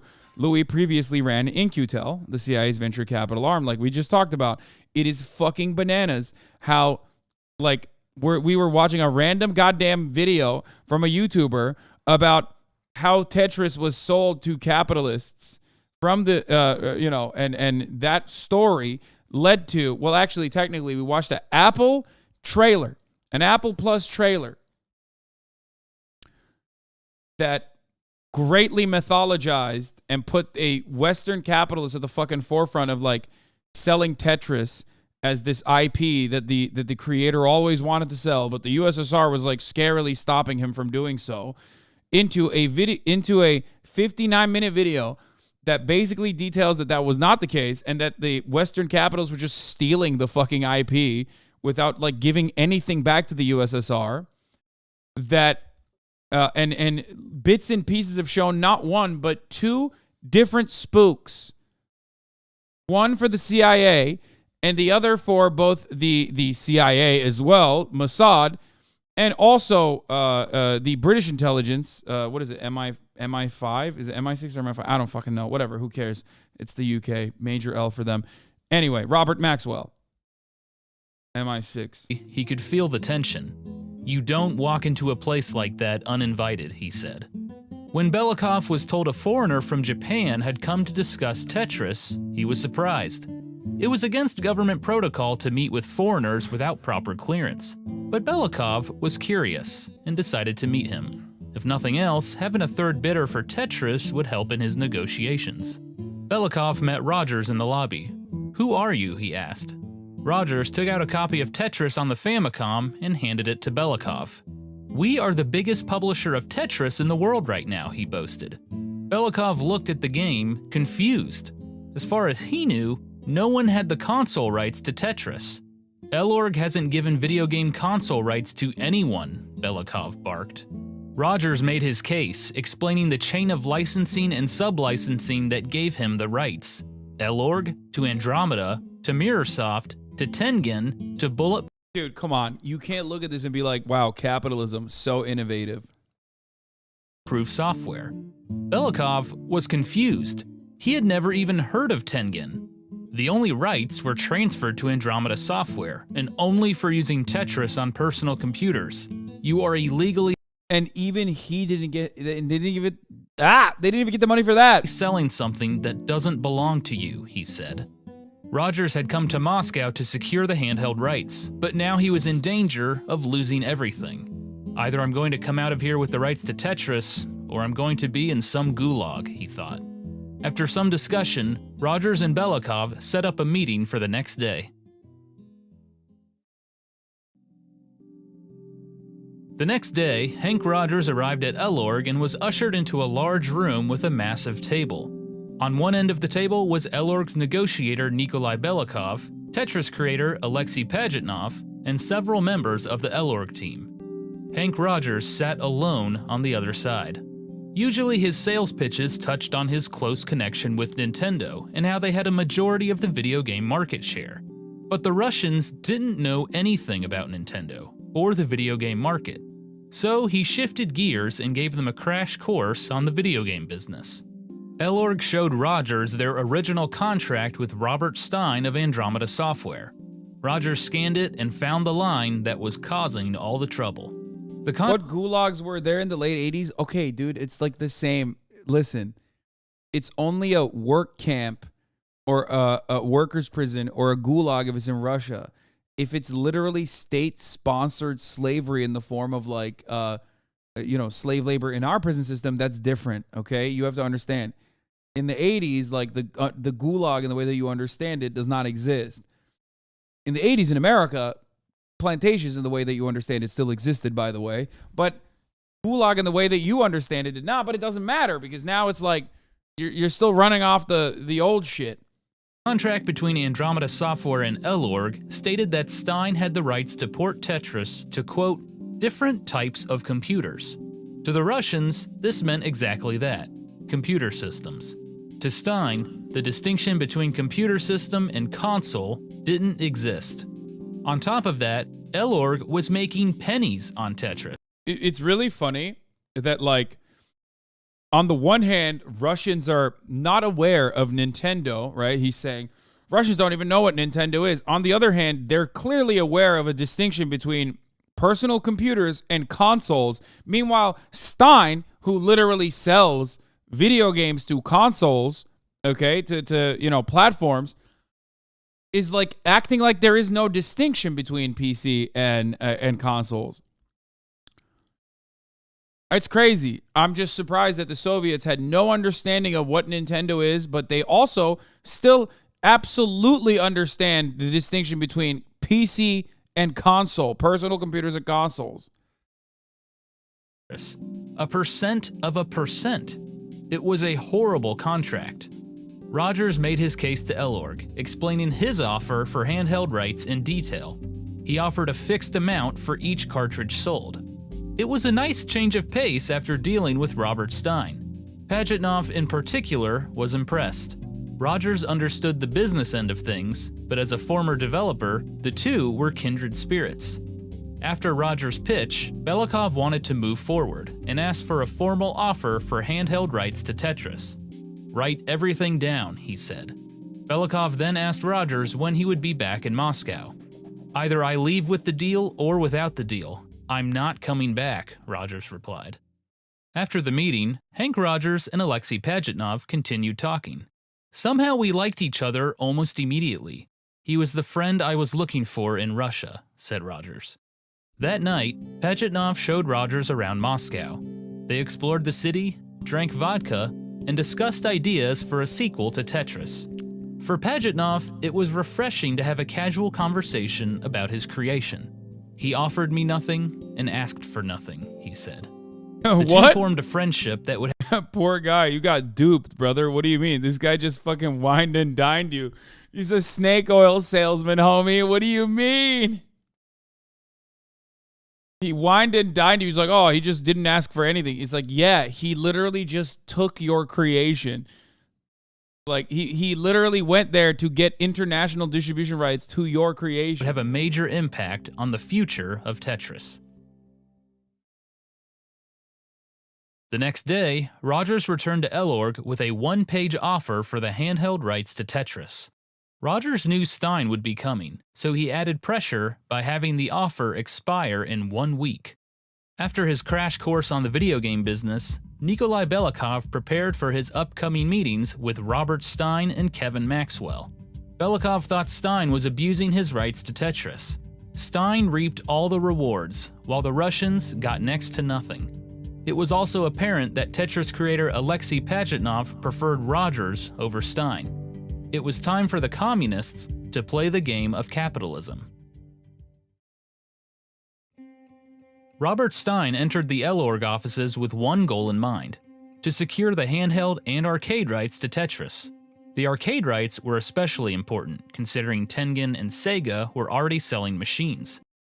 A similar thing always happens when Western nations, America, Western media specifically, covers China.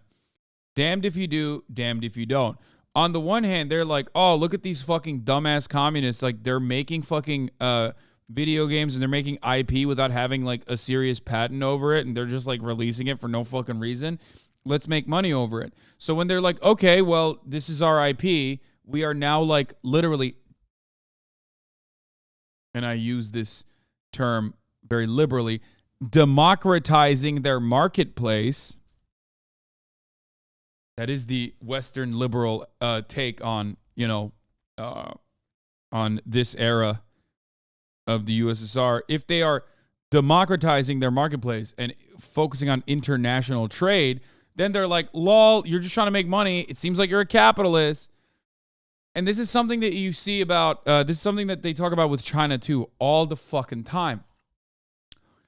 The media covered China relentlessly. They were like, oh my God, their COVID-0 policies are killing people. Oh my God, their COVID-0 policies are killing people. They're like directly murdering people by like locking them. Everyone's very angry. Everyone's very mad about the COVID-0 policies. And then the moment that China opened up their, loosened their restrictions on COVID-0 and just like dumped it entirely, they were like, lol, everyone in China's getting COVID, you fucking idiots. Lol, we told you. We told you fucking dumbasses. Yo, can you imagine opening up your fucking economy? Get fucked, China. It's like, dude, what are you talking about? There's no winning. Unlike the top of the hour where there is a winner. The winner is subscribers who have subscribed for $5 or for free with a Twitch Prime by connecting their Amazon Prime account to their Twitch accounts. Or the winners are those who get gifted subs if they're lucky. Here's a 3-minute ad break now. Get fucked. Oh. But Nikolai Belikov had other plans. Belikov presented Stein with their original contract. Mr. Stein, tell me honestly, what is this document called? He asked. An agreement, replied Stein. It's not an agreement, snapped Belikov. It's a set of some irresponsible phrases or other, under which rights are transferred to one party without compensation for the other. Belikov presented Stein with an amendment to the original contract. Elorg wanted their money, so the amendment detailed penalties for late payment. Belikov refused to negotiate until Stein signed it. Stein agreed to read over the amendment and return in a few days. It wasn't the friendliest meeting, but Stein was confident that once all of this was smoothed over, he would secure the handheld and arcade rights. Belikov's next meeting was with Kevin Maxwell, the son of Maxwell Corporation owner Robert Maxwell. And brother of Ghislaine Maxwell. Why didn't he talk? Oh, this was 5 years ago. I guess like that makes sense. Okay, this is a video that's 5 years old. I get why, they didn't mention that. Because if this video was made in like the last couple of years, not 5, There's no way he would have mentioned Ghislaine Maxwell in this. Like, for sure. Robert Maxwell had connections to Russian bureaucrats, including General Secretary Mikhail Gorbachev. Mirrorsoft was confident that Kevin Maxwell would get the ball rolling in. I wonder why Robert had those connections. I wonder, even in 5, highly relevant? No. At that point, come on, bro. 5 years ago? Come on, dog. We're talking 2018. No shot. Motherfuckers were, like, not talking about... Like, Ghislaine Maxwell in 2018 was a subject of... a subject of contention for people like myself, people like Brace. We knew about it, and we talked about Ghislaine Maxwell, but it was nowhere near in, like, broad cultural relevance until, like, Jeffrey Epstein's second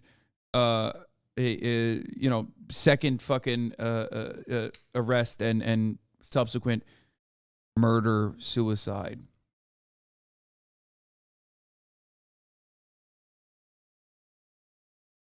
In their favor to secure the handheld rights.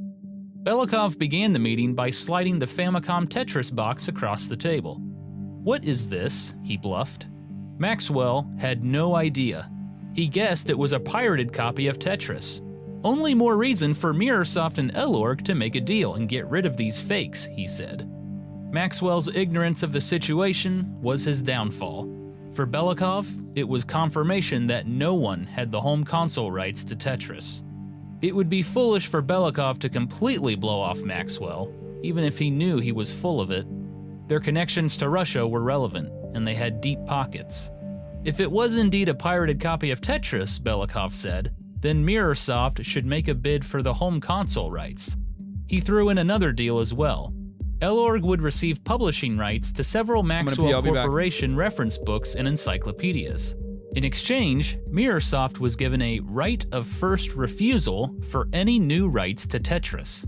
Maxwell was satisfied with the arrangement and returned home, thinking he had moved things in a positive direction for Mirrorsoft. In reality, he had compromised everything. Back in his hotel room, Robert Stein read over the amendment to his original contract with Elorg. It was basically the same, plus some extreme penalties for late payments. Getting the arcade rights was crucial, and in order to get them, Stein had to sign the amendment. He signed it and returned to Elorg the next day. With that out of the way, negotiations could continue. But Belikov claimed Elorg wasn't ready to sell the handheld rights. The arcade rights, however, were for sale. The cost? $150,000 for advanced royalty payments, with a 6-week deadline. It was a lot of money, but at least Stein would avoid any licensing issues for Tengen and Sega's arcade version of Tetris. Stein returned home feeling satisfied. But there was one crucial detail Stein missed in the new amendment. Belikov added a definition for a computer, which said that a computer consists of a processor, monitor, disk drive, keyboard, and operating system. Since the document was backdated, it effectively stripped away all the console rights Stein thought he owned. The large penalties for late payments had all been a distraction. The Russians at Elorg had played the game of capitalism and won. After his meetings, Belikov called Rogers to inform him that Kevin Maxwell and Mirrorsoft also wanted the handheld rights for Tetris. "I can't outbid Maxwell, but I can give you honesty and promise to pay you for each cartridge," said Rogers. Several days later, Rogers presented Elorg with a finalized contract and walked through every detail. It was official. Rogers and Nintendo secured the handheld rights to Tetris for the Game Boy. After signing the contract, Belikov presented Rogers with an offer. Make a bid on the home console rights to Tetris. Rogers knew Nintendo would be interested. Nintendo will outbid any competitor, Rogers said. Belikov asked for an offer in writing within 3 weeks, and with that, the meeting was adjourned. Rogers headed back to Japan. He had no time to spare.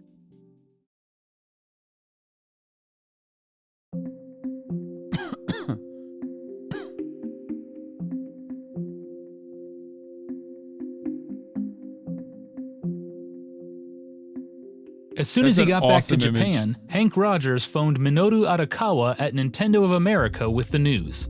Nintendo not only had the handheld rights to Tetris, but due to contractual issues, they had a chance to snag the home console rights as well. Arakawa relayed the message to Nintendo of America Vice President Howard Lincoln. Lincoln's eyes lit up. This deal could make millions for Nintendo. It would also be sweet revenge against Atari Games, a former Nintendo licensee that was now suing them for $100 million. The suit stemmed from Atari Games' frustration with Nintendo's licensee policies. They alleged antitrust violations and unfair competition. At the same time, Atari Games released a batch of unlicensed games under their subsidiary, Tengen. They were the very first unlicensed games on the Nintendo Entertainment System. One of Tengen's upcoming releases was the console version of Tetris. Taking Tengen's rights to Tetris would hurt, and Lincoln knew it. So they sent Rogers back to Moscow to make a formal offer. With him was a high-profile attorney who had previously worked in the Soviet Union and was fluent in Russian. Their offer to Elorg was incredible. $5 million, guaranteed. As promised, Belikov contacted Mirrorsoft for right of first refusal. On March 15, 1989, he sent them a telex and gave them 1 day to respond with a counteroffer. When nothing came back, Elorg was ready to sign the deal with Nintendo. Due to the enormous amount of money at stake, a Nintendo employee had to sign the contract. How much money is that in today's money?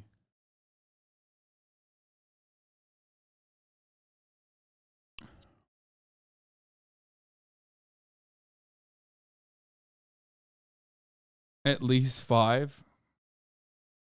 69, 420. Okay, you guys fucking suck, dude. Jesus Christ.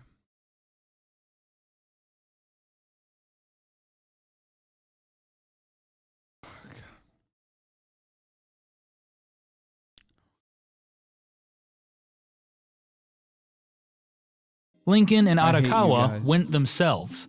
They traveled in secret. Any chance of Atari Games finding out could jeopardize the agreement. They told Nintendo of America employees they were traveling to Japan and took off for Moscow. Negotiations continued when they arrived. Lincoln was sure Atari Games would come after them. He wanted a clause stating that the Russians would help defend their rights in any litigation. Lincoln also suggested royalty payments to Alexei Pajitnov for creating the game. Belikov found the suggestion inappropriate. Pajitnov had made the game on company time. It belonged to the state. Belikov suggested that Elorg could make the cartridges.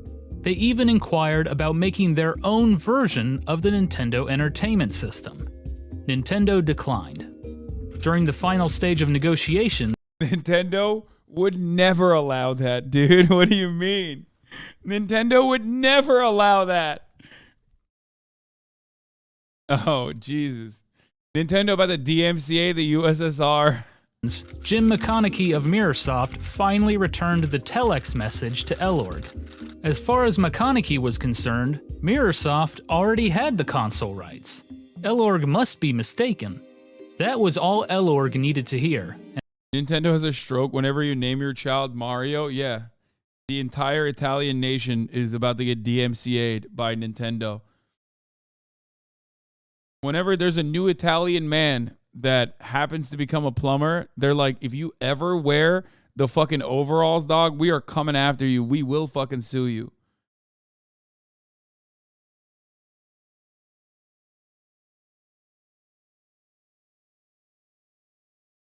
Nintendo licensed the NES to Hyundai. They called it the Hyundai Comboy. Wait, really? Dendy? They did make a Russian NES in the end? No, this is unofficial.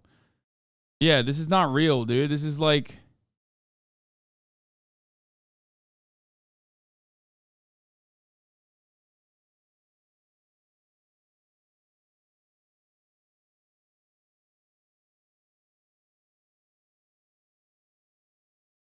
$5 million in 1989 equals 12 million, 12.3 million.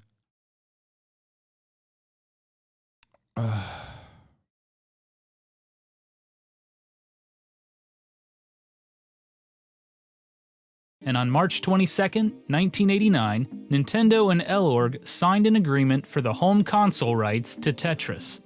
That same day, Belikov fired off another telex to Mirrorsoft and Robert Stein. The home console rights and handheld rights to Tetris were no longer available. They belonged to Nintendo. Robert Stein was dumbfounded. I was so focused on getting what I wanted that I forgot about watching what they wanted, he said. He felt he was the victim of lying, backstabbing, and cheating. He accused Hank Rogers of colluding with the Russians on the amended contract. He also argued that Kevin Maxwell's meeting with Belikov had screwed everyone over. He was burying me, burying us all, Stein said. At least there was a small consolation prize. Stein still had the home computer and arcade rights to Tetris. Kevin Maxwell was furious when he heard the news. "You are now in grave breach twice over of our agreements with you," he said in a reply telex to Elorg. He also threatened to get Soviet authorities involved. He wasn't bluffing. The Russian government questioned Nikolai Belikov. They searched his files. But Incredible that fucking at that point they care more about some fucking Western spook than they do about their own internal guy. Belikov stood his ground and assured Nintendo that they would honor their commitment. When Kevin Maxwell told his father the news about Tetris, he reportedly, quote, went apeshit. Robert Maxwell took his anger all the way to Mikhail Gorbachev, now General Secretary of the Soviet Union. Gorbachev had more important matters at hand. His country was on the verge of collapse. "You should no longer worry about the Japanese company," Gorbachev told Maxwell. And with that, Mirrorsoft gave up the fight for Tetris. On March 31, 1989, President Hideyuki Nakajima of Atari Games received a surprising fax from Howard Lincoln of Nintendo of America. It was a cease and desist, ordering them to halt from any further manufacture, advertisement, promotion, offer for sale, or sale of Tetris for the NES or any other home system. The rights now belonged to Nintendo. "We knew we had those bastards by the balls," said Lincoln. On April 6, 1989, Nintendo sent out an official press release announcing plans to release Tetris that summer on the NES. The next day, Atari Games, via their subsidiary Tengen, sent a reply to Nintendo. "We are in receipt of your letter, and quite frankly, are quite confused. As Nintendo has known since last year, Tengen received all NES rights to the game Tetris in early 1988. These rights are, in Tengen's view, clear and unequivocal." But Atari Games was panicking. A week later, they filed a copyright application for their version of Tetris.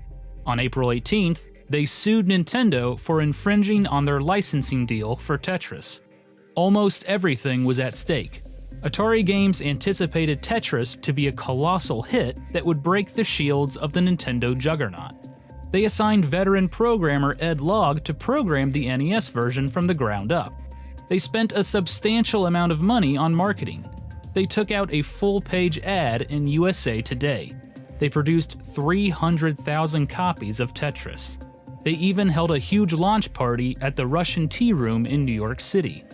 On May 17, 1989, in the midst of their None of these companies made the game. I don't understand. Yeah, well, that's what happens, dude. I mean, this is so perfectly applicable to like medicine patents. Like distribution patents that pharmaceutical corporations constantly battle over. It's just like identical almost. It's like someone makes it because they're like, I want people to not die. And then the government releases it or sells it to someone. And then it's just like permanently stuck in a back and forth arbitration, but back and forth. Over half the video had nothing to do with the guy who made it. No, none of the first 15 minutes, like 12 minutes is like, that's it. This is the point where it ends. You know what I mean? Like this, pretty much around here is where it ends. Like the guy who made it. He made it. He had fun. He wanted everyone to play it. And then the rest of it is just like back and forth, ruthless capitalists who are just fucking fighting each other. Tetris equals insulin? No, the reason why I always make that example is because it's infinitely worse that insulin is being duked over in a similar capacity when it's like life-saving medication, as I mentioned, okay? Tetris is legal battles. Tengen released Tetris on the Nintendo Entertainment System. As expected, it flew off the shelves, selling 150,000 copies within weeks. Meanwhile, Howard Lincoln headed back to Moscow with a team of lawyers to prepare for the upcoming battle. They interviewed everyone they could: Alexei Pajitnov, Nikolai Belikov, and employees of Elorg and the Russian Academy of Sciences. They combed over every copy of the contracts between Robert Stein and Elorg. On June 15, 1989, Tengen and Nintendo opened their arguments in the U.S. District Court of Northern California. Presiding over the case was Judge Fern Smith, the same judge in charge of their other lawsuit dealing with the unlicensed Tengen games. Both Nintendo and Atari Games filed preliminary injunctions, which would prevent the other from selling their version of Tetris. Atari Games argued that their license from Mirrorsoft was valid, and that the Russians were double-dipping. Nintendo argued that the Russians never intended to sell anything other than the home computer rights to Mirrorsoft. But the smoking gun was the amended contract, which defined a home computer system. The NES definitely did not match that definition. On June 22nd, Judge Fern Smith reached her decision. She granted Nintendo a preliminary injunction, barring Atari Games from selling their version of Tetris. Get fucked. The trial was scheduled for later that year in November. It was a huge blow to Atari Games. By then, almost half of the initial 300,000 copies had been sold, leaving them with a warehouse full of games. When consumers heard the news, people rushed to snag their own copy. Many who borrowed the game from rental stores simply kept it, happily paying the replacement fee. On July 31st, 1989, Nintendo unleashed the Game Boy in North America, bundled with a copy of Tetris. Nintendo felt their case had clear and compelling evidence. They asked Judge Fern Smith for a summary judgment, which would end the trial before it began. To their surprise, Judge Fern Smith agreed. On November 13th, 1989, she ruled that Nintendo owned the home console rights to Tetris. Atari Games announced they would appeal, but later decided against it. They destroyed all of their remaining warehoused copies of Tetris. That same month, Nintendo released their version of Tetris on the NES. It would go on to sell more than 5 million copies. The battle for the addictive Russian puzzle game was finally over.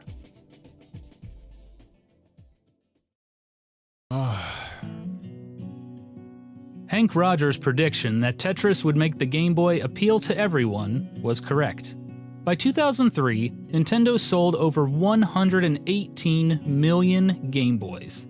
35 million of them were bundled with Tetris. Although Nintendo emerged as the clear victors, just about everyone involved, Robert Stein, Spectrum Holobyte, Mirrorsoft, Hank Rogers, Elorg, and Atari Games, made money on Tetris. Everyone, that is, except its creator, Alexei Pajitnov. By 1989, he had collected nothing from Tetris and was still working at the Russian Academy of Sciences. He was married with 2 children. But in 1991, his fortunes changed.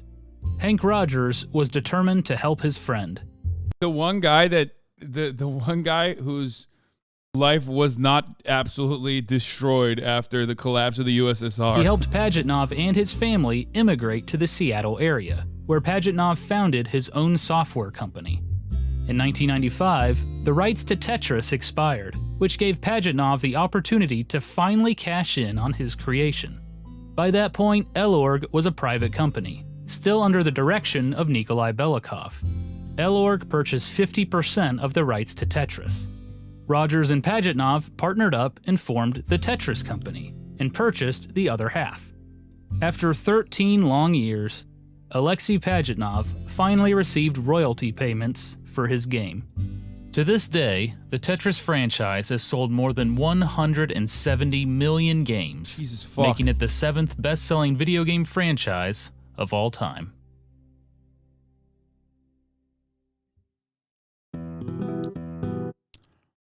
Dmitry Pavlovsky was unhappy that Tetris received more attention than the other games in the Computer Fun Fair package. In 1990, he immigrated to the United Kingdom.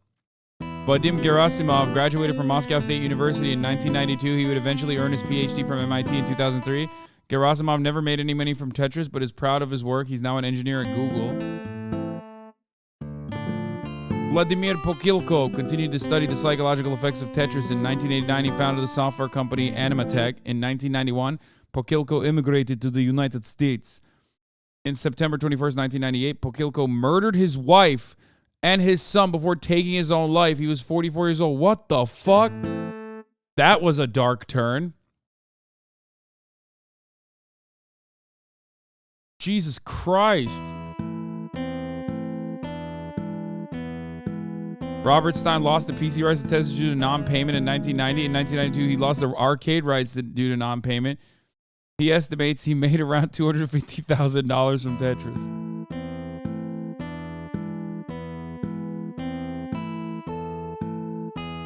By the way, yeah, that was the guy who tried to stop his workers from playing Tetris. You know what I mean?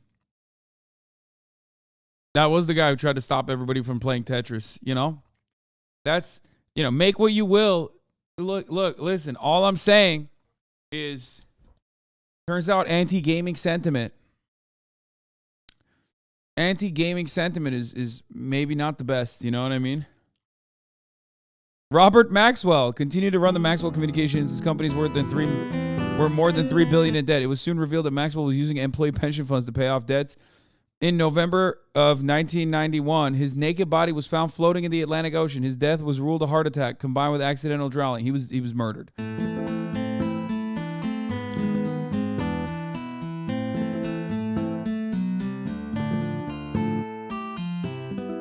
Jim McConaughey went on to develop revolutionary flight simulator games. Microsoft acquired Acclaim Entertainment. Wait. He passed away in 2013 due to liver cancer. Bill Adams served as president of Spectrum Holobyte. Worked at Interplay. They would go on to publish several hits, including the Fallout series. He runs his own consulting company based out of Irvine, California. Gilman Louie would eventually become the CEO of Spectrum Holobyte before leaving in 1993. In 1999, he co-founded In-Q-Tel. There's no way. Okay, come on, dog. You can't just say In-Q-Tel, a venture capital firm that invests in companies providing technology to intelligence agencies, literally CIA. It's CIA's venture capital arm. Come on. And so was Robert Maxwell. There's like two international feds involved in this.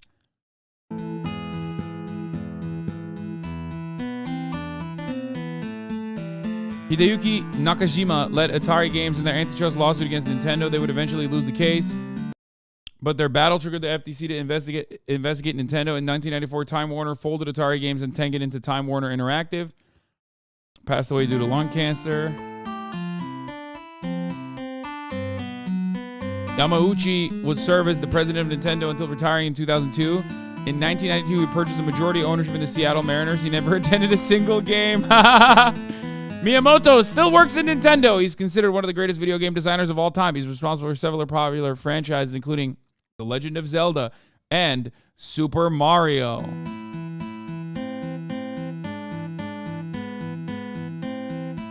Kevin Maxwell and his brother Ian Maxwell took over the Maxwell Corporation after their father's death. The company filed for bankruptcy in 1992. Maxwell later went on trial for fraud, but was acquitted. He filed for the largest personal bankruptcy in UK history, claiming to be over £400 million in debt.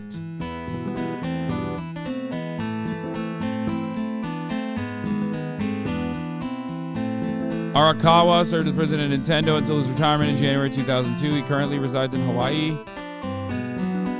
Chairman of Nintendo America in 1994-99. Appointed CEO of Seattle Mariners baseball team. He was instrumental in bringing over the Japanese superstar Ichiro Suzuki. However, the team never saw major success. In 2016, Nintendo sold their majority ownership of the Mariners. Lincoln resigned as CEO.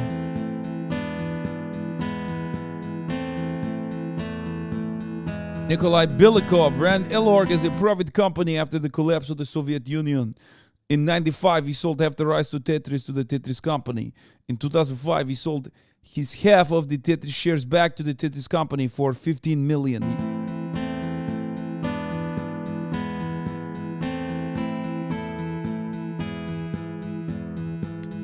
Hank Rogers formed Blue Planet Software in 1996. His daughter serves as CEO and president. In 2007, Rogers formed Blue Planet Foundation with a mission to end the use of carbon-based fuel. I don't think Hank Rogers is that bad of a guy. Alexei Pajitnov, including Hexic, none would ever match success at Tetris. He left Microsoft in 2005. He currently resides in the Seattle area where he enjoys his free time and works on his own projects. He still collects royalties from Tetris. Good for him.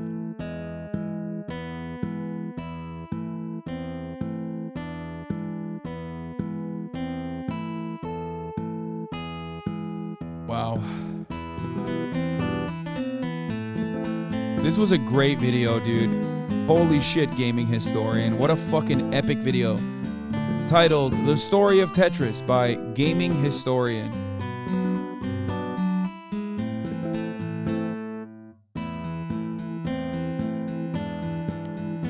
Funding for Gaming Historian is provided in part by supporters on Patreon. Thank you. Drizzy Drake's son. Wait, before we do that, let's watch the Tetris Donkey video. It's about as close to perfection as video games may and ever then we'll come. do the Drake From the moment one. you boot it up, it is captivating. You see a shape slowly falling down the grid, and you start to worry. You're like, whoa, why is this coming down? How do I stop this coming down? I don't want this. It is broadly apparent how much time you have left to decide where this thing goes. So you just quick drop it down without even thinking, really, and that snap decision will have hundreds of tiny ramifications behind it, which will haunt you for the rest of your days. Its premise of trying to jam blocks into a tiny space is a really easy one to wrap your head around, yet there is so much going on under the hood that it still hasn't gotten stale 3 decades later. How do you follow up such a legendary title? Ladies and gentlemen, Weltris. For reasons far beyond human comprehension, the setup screen is accompanied by 2 ice skaters. Welcome to Weltris. You have the beloved gameplay of Tetris, but in 3D for no reason. Looking back, it's obvious Weltris was merely a prototype for what would soon become Pajitnov's true magnum opus, Hatris. Now this is the kind of game that I can get into. I actually did a review on Hatris back in 2011 where I really go in depth about its various systems and the influence it had on the puzzle game scene. Of course, Hatris would go on to become a blockbuster series in its own right, spawning more than 15 sequels, but that's a video for another time. For the 4th and final installment in the original franchise, developers Fear Inc. would strip Hatris back down to its core elements with faces. Tris 3. This is one of those games that you just have to buy for the title alone. I mean, what are the fucking balls on this publisher to release a game called Faces Tris 3, and it's actually the 4th game in the series. That's like if they called it Out 7 6 Fake Game. The developers here were at a creative peak, but sadly, with their next game, they would have to reel their ambitions back in and play it safe with Tetris 2. Now, what you have to understand about Tetris 2 is that this is actually just an easier version of Dr. Mario. And this time, there's bombs in it. Then you have Tetris 2, except with Roman numerals instead, because these people do not give a fuck about anything. These are not the same games. It is at this point that purchasing a Tetris... Wait! What? Fuck about anything. What did they know, dude? What the fuck? What did they know, bro? These are not the same games. It is at this point that purchasing a Tetris title becomes a puzzle game of itself. You might look at this cover art and go, oh, Tetris Attack, that's Tetris. No. Wrong. Moron. That's Yoshi. 3D Tetris. Okay, well that's just 3D. Nope, that's Weltris 2. Think about it. Then you enter the Nintendo 64 era. This is where things would go from fuck to very fuck. Tetris Sphere. Why do you make this? Is it to mock me? Reggie is gone, okay? And this game is out there on store shelves 20 years ago. Let that sink in. And while you fucking children were playing Diddy Kong on your Nintendos, the real men were out here playing Tetris 4D on the Dreamcast. Dreamcast, and the first thing you're going to notice about Tetris 4D is that the game is played entirely in 2D. This version came bundled with the Nintendo 64 biosensor. This is real. You would hook this thing up to your ear, and the game would change depending on your heart rate. As we've already established, the guy who names the Tetris games is a complete fucking jackass, which is why the next game would be called The New Tetris. Really, the title says it all. It takes everything you know about Tetris and flips it on its head by actually allowing you to play the normal game of Tetris. This one actually introduced a lot of staple mechanics, like being able to see a ghost of where your piece would land and the ability to store a block for later. But now Sony wanted it on the action. They said, no, don't play the new Tetris, play this, the next Tetris. But then Sega says, no way, dude, play this Sega Tetris with a 3D monkey. But then Capcom says, no, fuck you, Sega, play Tetris Terror Instinct, which sounds like a fucking horror game. But then Disney comes in and says, oh, Capcom, you motherfuckers! Look at my fucking Mickey Mouse Tetris, god damn it! Then you have Tetris Worlds. This was the game to finally introduce the missing ingredient of story mode. We must find a new home. By 2004, Tony Tetris was entering his sicko phase with Tetris Elements, Tetris Mania, Tetris Evolution, Tetris Zone, Tetris Party, Tetris Pop, Tetris and Sonic and the Olympic Games. For my sake, let's just narrow things down to the essential titles. Tetris. It's so funny that, the original game is what makes it so captivating, and everything else that came after is just like not even remotely changing the fundamentals of the game. You could just like milk it as much as you want, but it's still the same fucking game. Tetris Friends is a web browser game where you can play against other people online. It's really easy to invite your friends. You can play with or without power-ups, and it has the neat idea of putting your attacks on a timer, which introduces another layer of strategy and luck. Single player wise, you gotta check out Tetris Effect. This is easily the most stylish version yet, with its beautiful backgrounds and soundtrack that morphs as you play. My only issue with this game is that it's not on the Switch, unlike Tetris 99. This is the first Battle Royale game I've played where you are consistently engaged in actual gameplay. It's very addicting, there is a lot of depth in how attacks are sent out, which I'm not sure actually matters, and there is only one song, Forever. Please add another song to this game, which brings us to the ultimate version of Tetris. Not that one though, Tetris Splash. When a gamer says, hey, let's play some real Tetris, this is the one they're referring to. What makes this one so special? Well, first off, the game features an underwater background. Secondly, look at the graphics and the fish. Also,